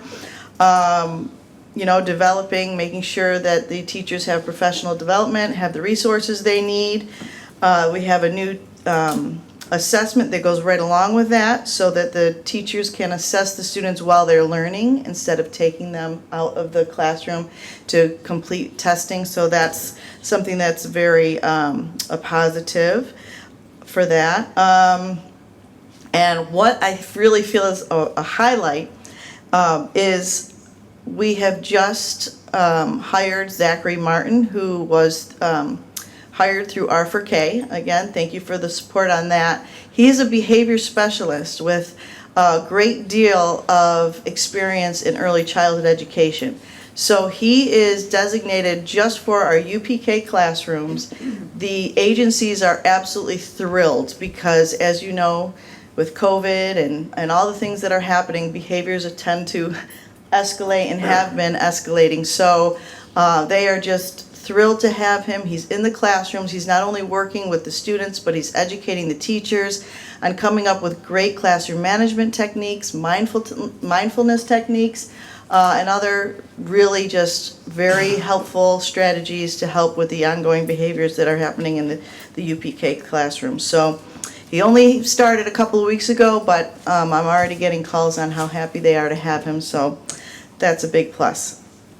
To give you an update on the Dolly Parton Imagination Library, we are up to 516 students, and that means 516 Utica not even students, children from birth to age 5 are getting a brand new book every month in their mailbox with their name on it. So that is just so exciting. We're getting books in kids' hands. We're making them understand the importance of reading and really encouraging that. So that's really exciting news. And just planning for the May 21st Superintendent's Day, we have Ron Mull. He was a reading specialist from Florida, actually, through Lake Shore.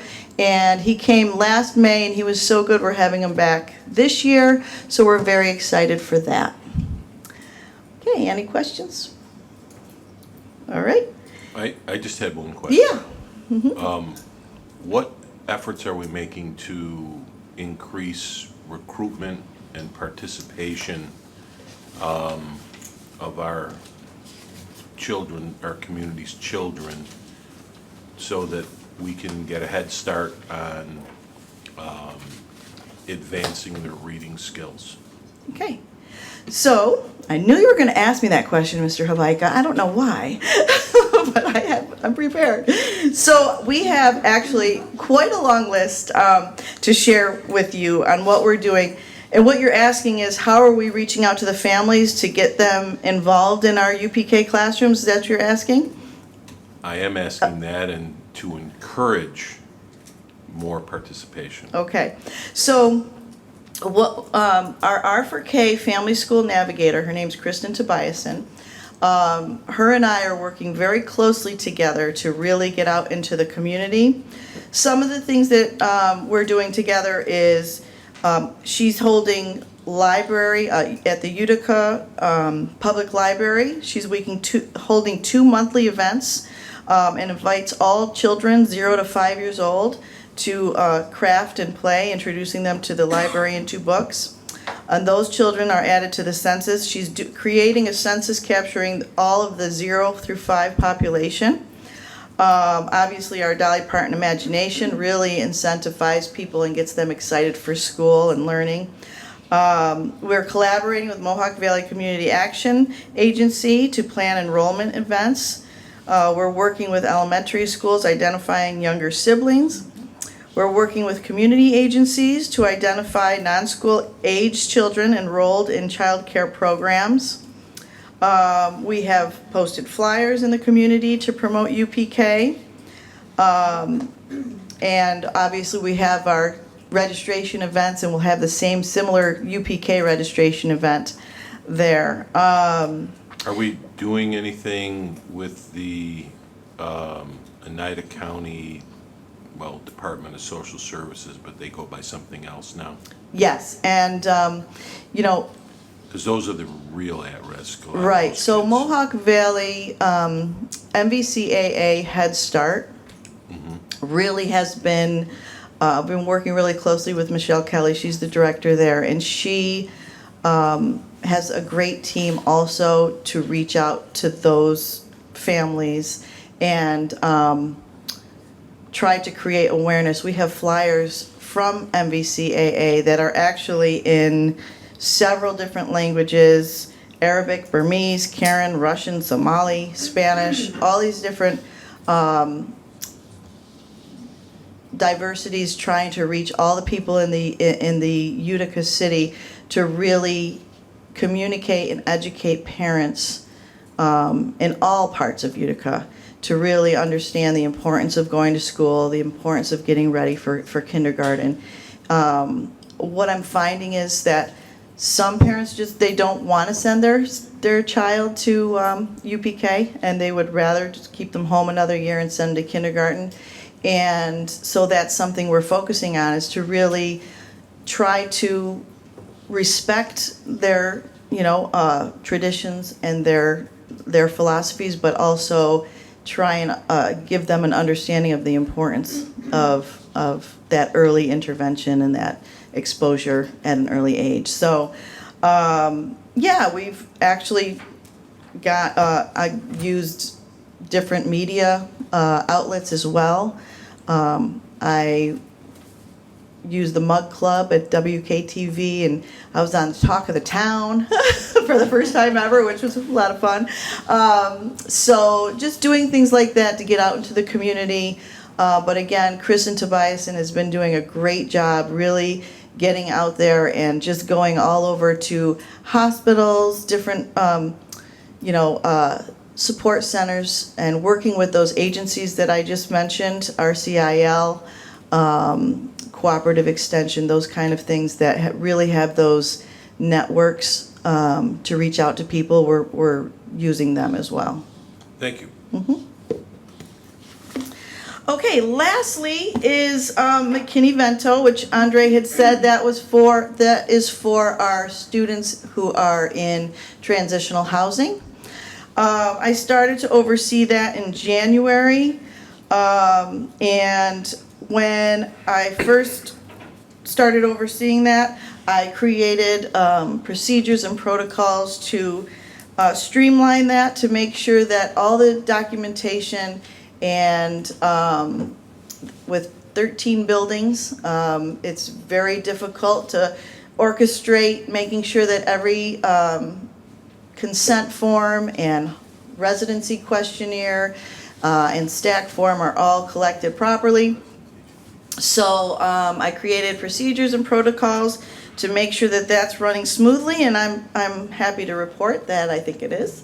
We're finally caught up, and we're finalizing the grant funding with Andre, making sure that those families get the resources that they need. So that's about it. And lastly, we have our Facebook page, and if I press on this, I don't know if it'll show or not. No, it doesn't. But we have an early childhood education Facebook page, which has all of your resources that you need, registration packets, Dolly Parton Imagination Library registration forms, pictures of our awesome kids, awesome agencies, and it's just so fun to see them learning. So take a look at that, because I think you'll get a kick out of it. Outstanding. Thank you. Okay. And I think there you go.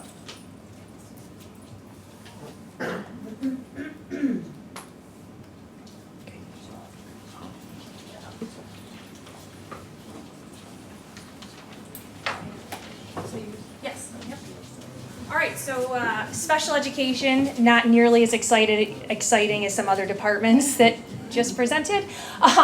Briefly, extended, I have to give a shout out to my team. We're not nearly as exciting written up here on this presentation. My team is fantastic, and the growth that we are making in the direction that we are headed, I'm very, very proud.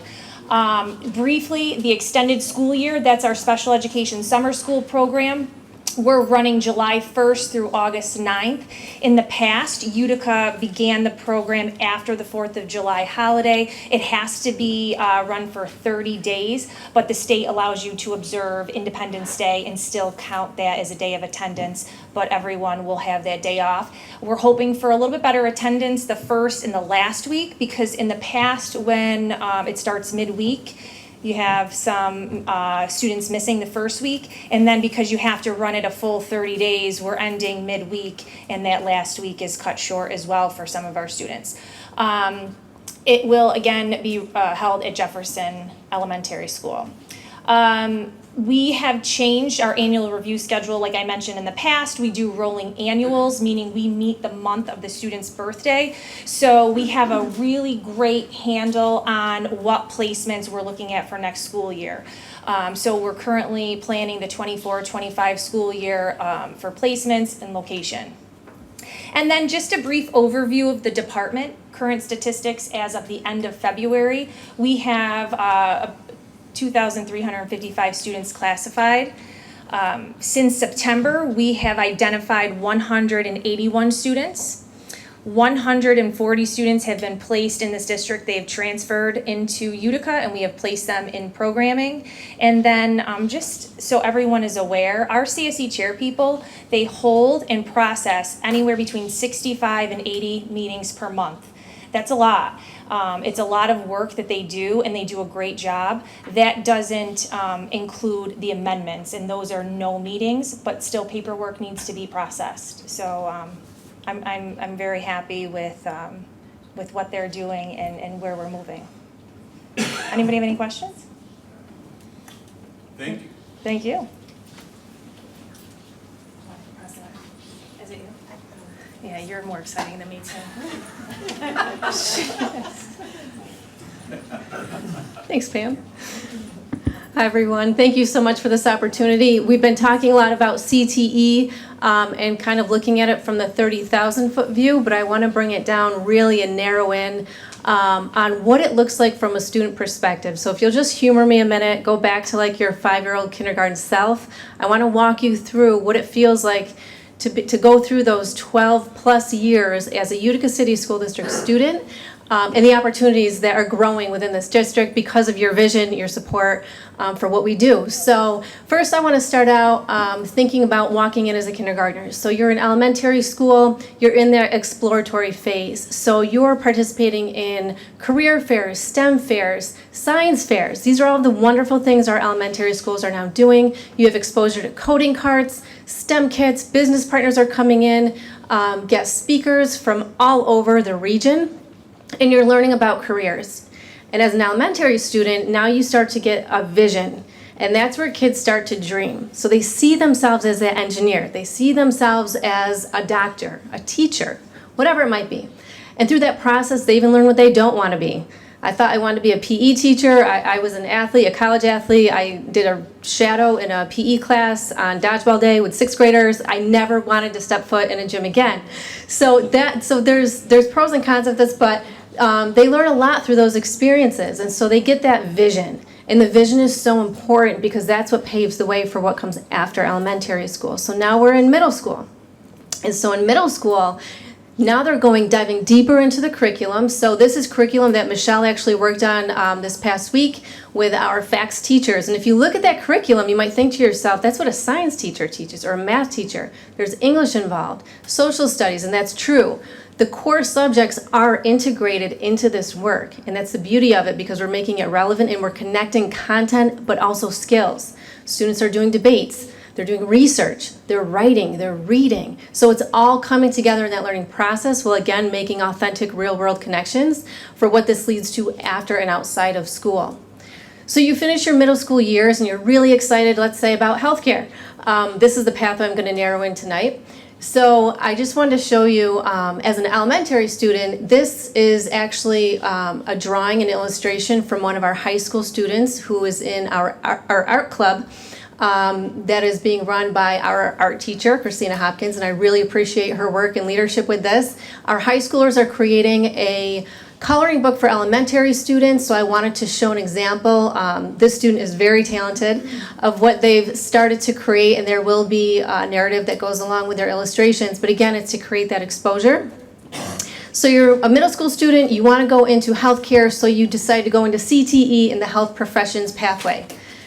While you're in that pathway, we designed a lab. Heather mentioned $10 million, and I wanted to show you what's involved in that. It's a lot of research. It's a lot of thoughtful decisions on curriculum, and those purchases is what supports the learning. So you'll see my friend Hal in the corner there. These mannequins, there will be 7 of them in hospital beds. So we have our diagnostic and treatment room, our lab, that then transforms into another room that's part of the lab for more long-term care. Hal can sweat, talk, cry. He can do a lot of things. And as the teacher, he's hooked up to a monitor, so students can go and check his vitals. They can diagnose, they treat. And Hal's, again, one of 7. We also have a toddler and we have an infant. And through those experiences, it's really low risk for a student. Because if they make a mistake on Hal's going to be okay before they go into the hospital, and it's a little riskier. So that's 4 years of that type of work. Again, it's hands-on, it's authentic. But then what happens post-high school?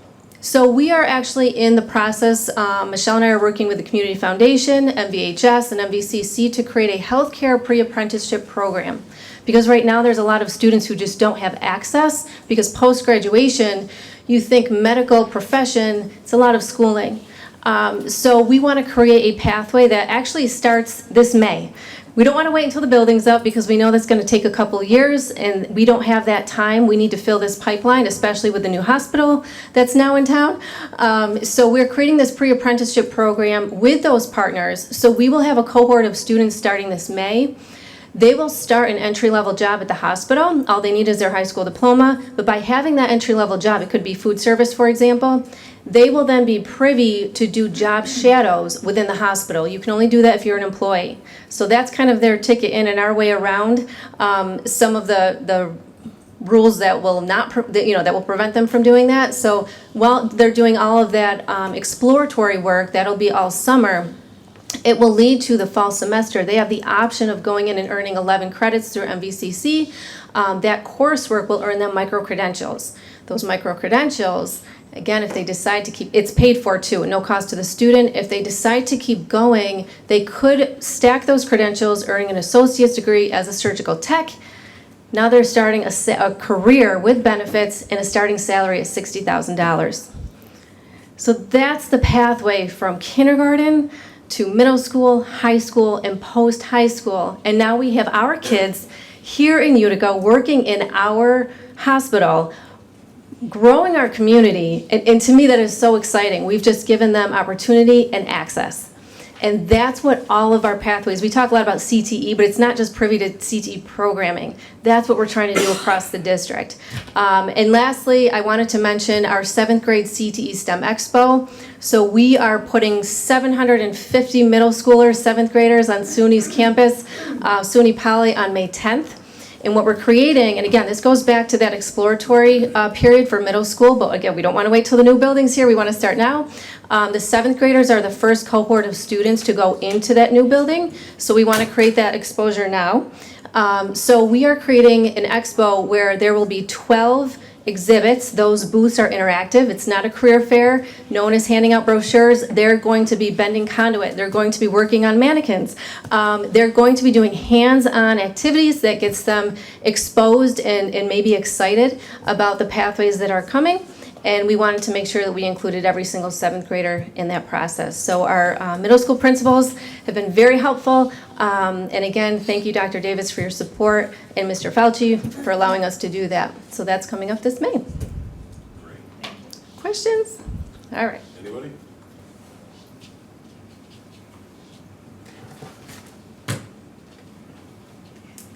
Okay, so the Office of Student Services / Elementary Education, just a few brief updates. We had a committee of attendance teachers that spent the last few months working together to create a pretty comprehensive handbook that you have a copy of in your blue folder. There were 2 purposes for the creation of this handbook. One was to ensure that our attendance procedures were aligned with Board of Education policy. And 2, it was to try to support and encourage a consistent, uniform approach to attendance procedures and interventions across our buildings. So they worked really hard. You can see it's pretty thick. I'm really, really proud of the work that they did. The handbook was distributed to all of the attendance teachers and principals and assistant principals over the last few weeks. It's not pretty yet in the sense it's not spiral bound, because we wanted them to have from now until the end of the year to play with it, look at it, and make recommendations for anything they want to add, update, delete. And then once that's done in the summer, it will be sent out to make it pretty more like the crisis handbook that you have. It'll be sent out to be spiral bound, and those will be handed out in the fall.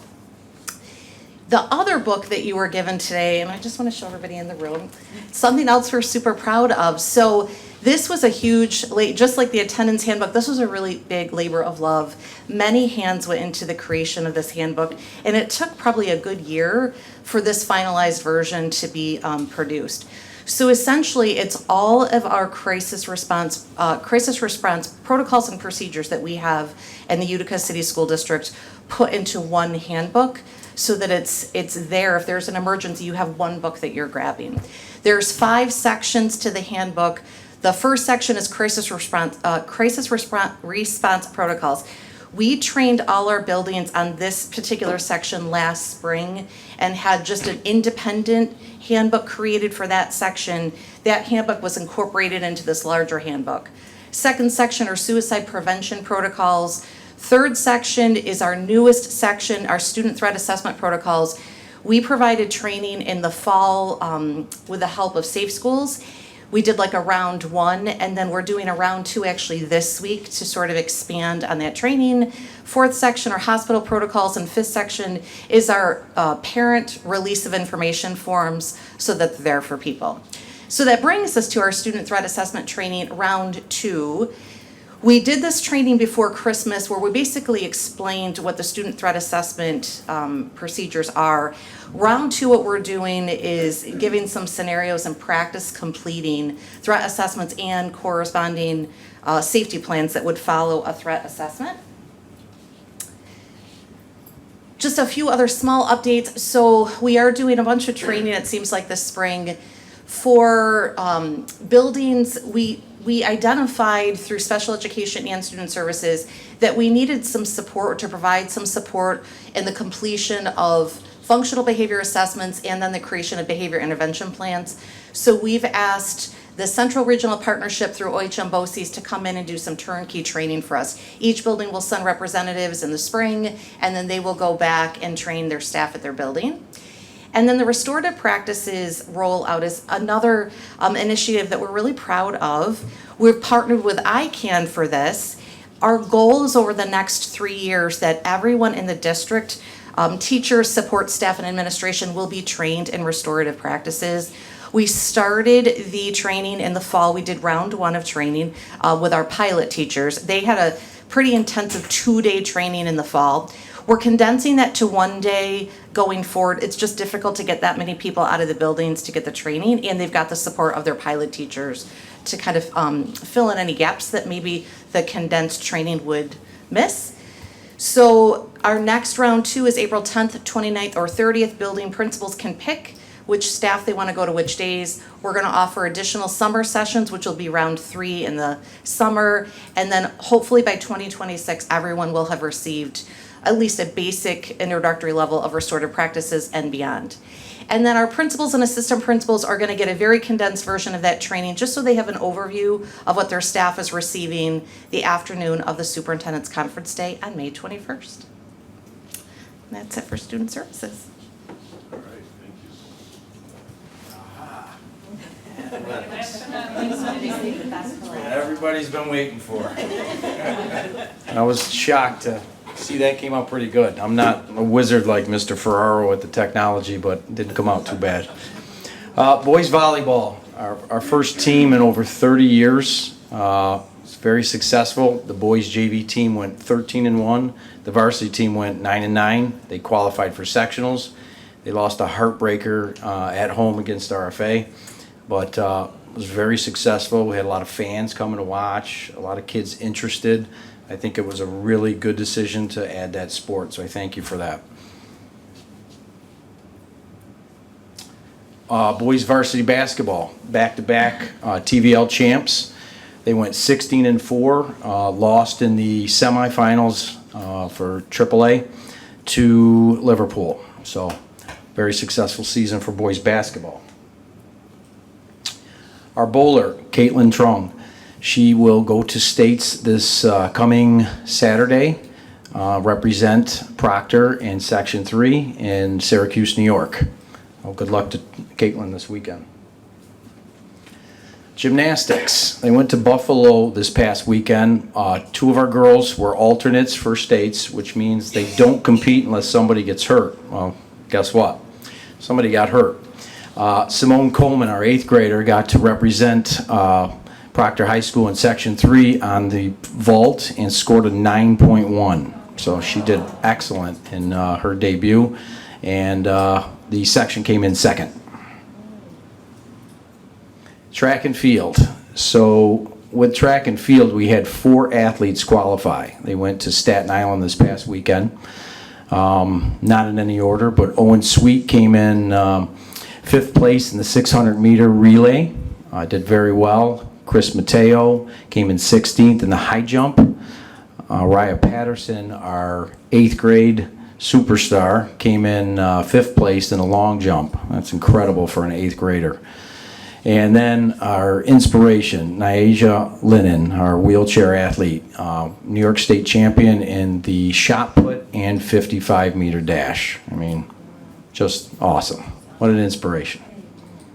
Yep, track and field. I want to thank all my coaches. Winter is the longest season. It starts in November and it ends in March. So we got through it. They did an excellent job. I want to thank everybody for that. Thank you. Appreciate it. So up next is Guadalupe Rodin from Bold Election Management.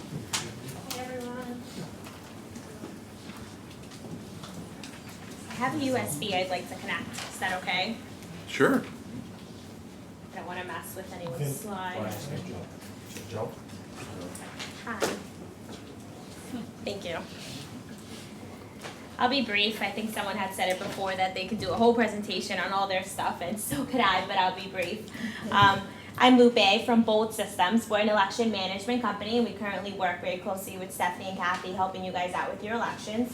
Some of the stuff that we do is pre-election, so we help with their absentee tracking. That's a new system that we started a couple years ago after COVID, where now the labels that they send out for absentees and early mail now have barcodes on them, so as they come back, they're easily tracked. Instead of having to keep manual lists and reporting, it's all done electronically. Awesome, thank you. The other stuff we do pre-election is working closely with the county, getting all your registered voters, providing you with books that you'll use on election day for your voters to come in and check in. Post-election, we pick up those books, we reconcile them, and we provide you guys with reports. So that's pretty much the general aspect of what we currently help you with. What I briefly wanted to touch on today is some of the new stuff that we have coming out, which a lot of the districts have been taking advantage of.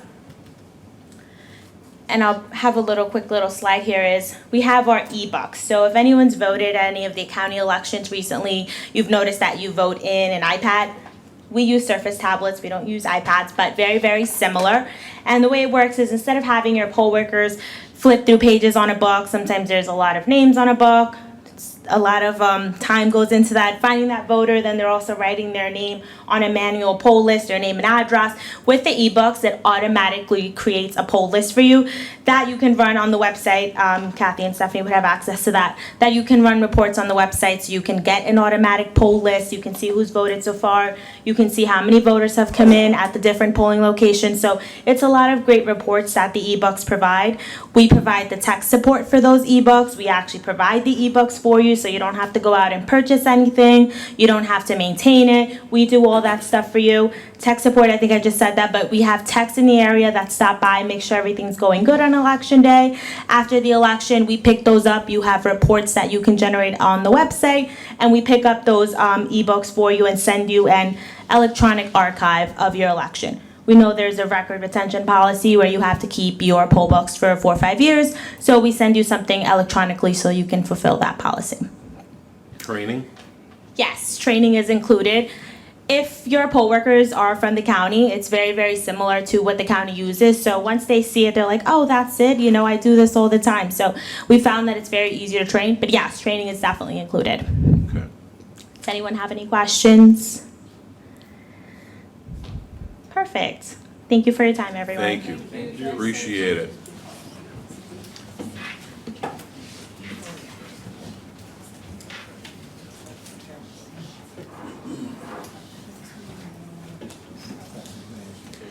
Up next would be the presentation of the superintendent's report.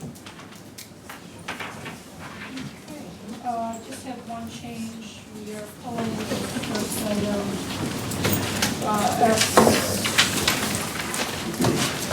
S-266. That, well, we were gonna table it. You're gonna table it. Actually, you know what, you're better pulling it, because then we need to adjust. Right, you have to adjust it. Right, so you're gonna pull that. And then you have the- I'm asking for, you're adding to the report. I am, I have motions from the floor, S-288 through. Well, you're just adding those to Yes. the report. So we're gonna add S-288, Through to, S-289, yep, S-290, and S-291. So is there anything else that you're recommending or adding to the report besides those items? yes, you have the actions from the floor for student discipline. Yeah, those are different. Okay, nope, that's all I have. Okay, so I need a motion. Well, does anyone have any pages that they want to pull? Because I want to have S-288 and S-289 removed. I do, P31 on page 34. Hold on. P31? Yes, sir, P31, middle of the page. Page 34? Yes. Anybody else? Dr. Davis, do we have the correction? Do we have to do anything with that, for that date? Yes, we do have a correction, James, thank you. So we have a field trip going out to Boston. It is not the 1st, it was the 18th. It's page 24, I believe. So 24 at the top. you're correcting that. Just correcting the page, or that date. Thank you, James. Say P31, is that what you're saying?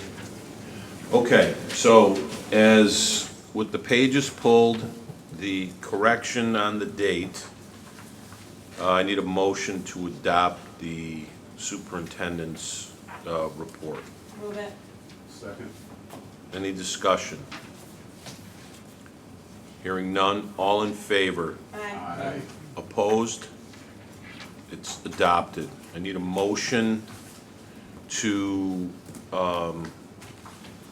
for S-288. Second. Okay, so this is a resolution recognizing the hiring of, Kim, are you still here? Cheers. Stand up, please. Kimberly Vile, who was will be the Assistant Superintendent of Business, Finance, and Operation, starting May 1. So, want to welcome you officially aboard. I'm sure that you can see that we're a very hard-working district, and now we need a motion.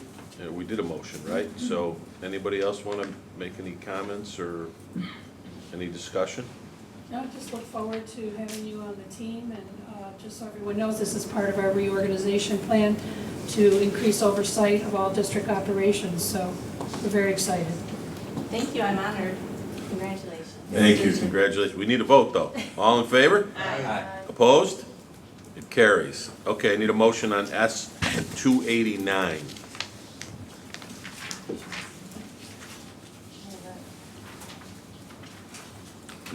Need a second? Second. Okay.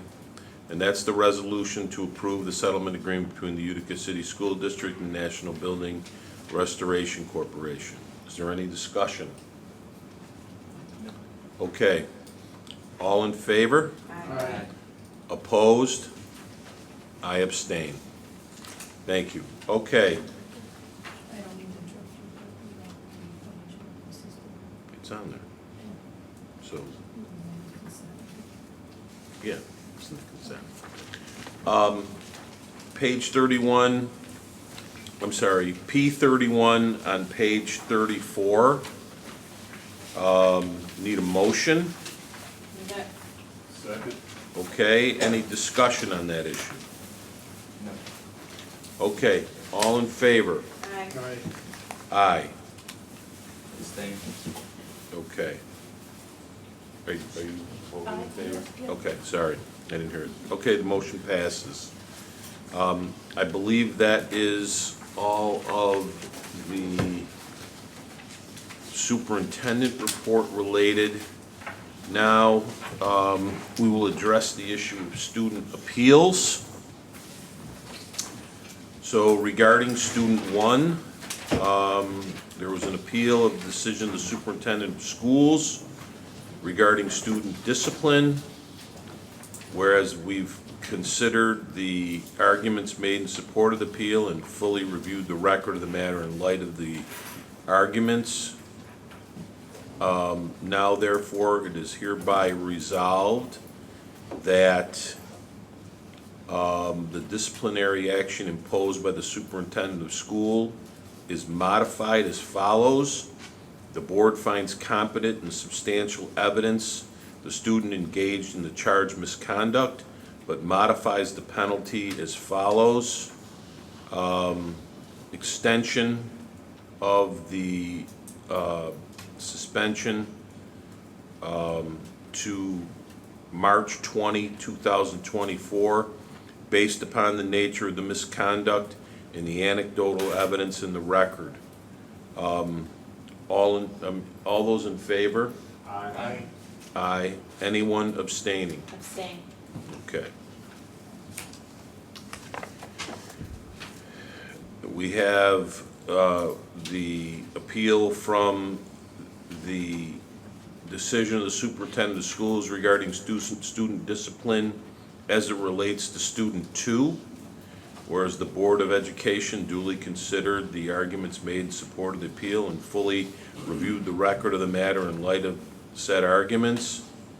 Therefore, it is hereby resolved that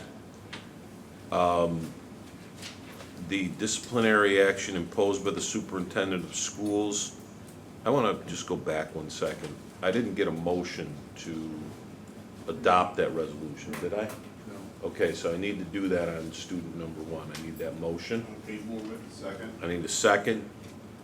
Any further discussion? If not, all in favor? Aye. Aye. Any abstentions? Okay. I need a motion with regard to student 2 as it relates to the resolution of the appeal of decision of superintendent schools regarding student discipline, which was made to the Board of Education. So I need that motion. Move it. Second. Okay. And now therefore it's hereby resolved that the disciplinary action imposed by the superintendent of schools is modified as follows. The board finds competent and substantial evidence the student engaged in the charged misconduct, but modifies the penalty as follows. Extending the suspension for the period March 6, 2024 to March 20, 2024. And I think I screwed the motion up. I should have had that done after I said that. So I want to correct that and ask for a motion for that. Second? Second. Okay. Then, all in favor? Aye. Aye. Any opposed? Aye. Any abstentions? Abstain. Okay. That motion carries. With regard to the student number 3, there is an appeal of decision of the superintendent of schools regarding student discipline. It was made to the Board of Education in accordance with section 3214 of New York Education Law. And whereas the Board of Education duly considered the arguments made in support of the appeal and fully reviewed the record of the matter in light of said arguments. Now therefore, it is hereby resolved that the disciplinary action imposed by the superintendent of schools is upheld. The board finds competent and substantial evidence the student engaged in the charged misconduct and deems the penalty imposed appropriate given the nature of the misconduct and the anecdotal evidence in the record. And a motion. Move it. Second. Okay. All in favor? Aye. Aye. Anyone opposed? Aye. Okay. Motion passes. With regard to student 4, whereas an appeal of decision of the superintendent of schools regarding student discipline was made to the Board of Education in accordance with section 3214 of the New York Education Law, and whereas the Board of Education duly considered the arguments made in support of the appeal and fully reviewed the record of the matter in light of said arguments, now therefore it is hereby resolved that the disciplinary action imposed by the superintendent of schools is upheld. The board finds competent and substantial evidence the student engaged in the charged misconduct and deems the penalty imposed appropriate given the nature of the misconduct and the anecdotal evidence in the record. A motion for that? Second. All in favor? Aye. Aye. Opposed? That motion carries. With regard to student number 5, whereas an appeal of the decision of superintendent of schools regarding student discipline was made to the Board of Education in accordance with section 3214 of the New York Education Law, and whereas the Board of Education duly considered the arguments made in support of the appeal and fully reviewed the record of the matter in light of said arguments, now therefore it is hereby resolved that the disciplinary action imposed by the superintendent of schools is modified as follows. The board finds competent and substantial evidence the student engaged in the charged misconduct, but modifies the penalty as follows. Hold the bus discipline in abeyance and authorize the superintendent to modify the bus discipline with a last chance agreement. I need a motion to that effect. Move it. Second. Okay. All in favor? Aye. Aye. Anyone opposed? Motion carries. That's our 6 student, or 5 student discipline actions.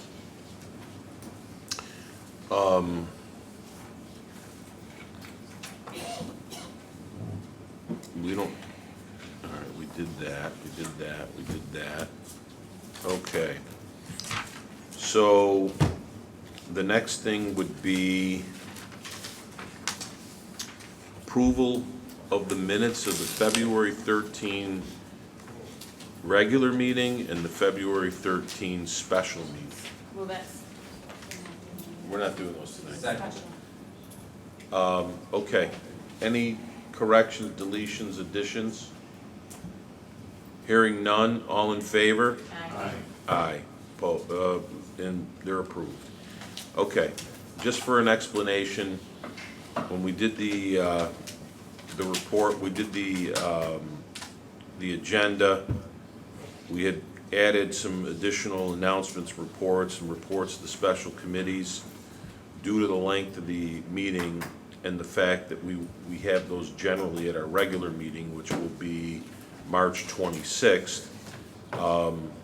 We ended up amending the agenda, and I'm sure many of the people that have been sitting here are probably happy. Is there any continuing business at this time? Is there any new business at this time? Is there any communication? No? I need a motion to adjourn. Move it. Second. Meeting is happily adjourned.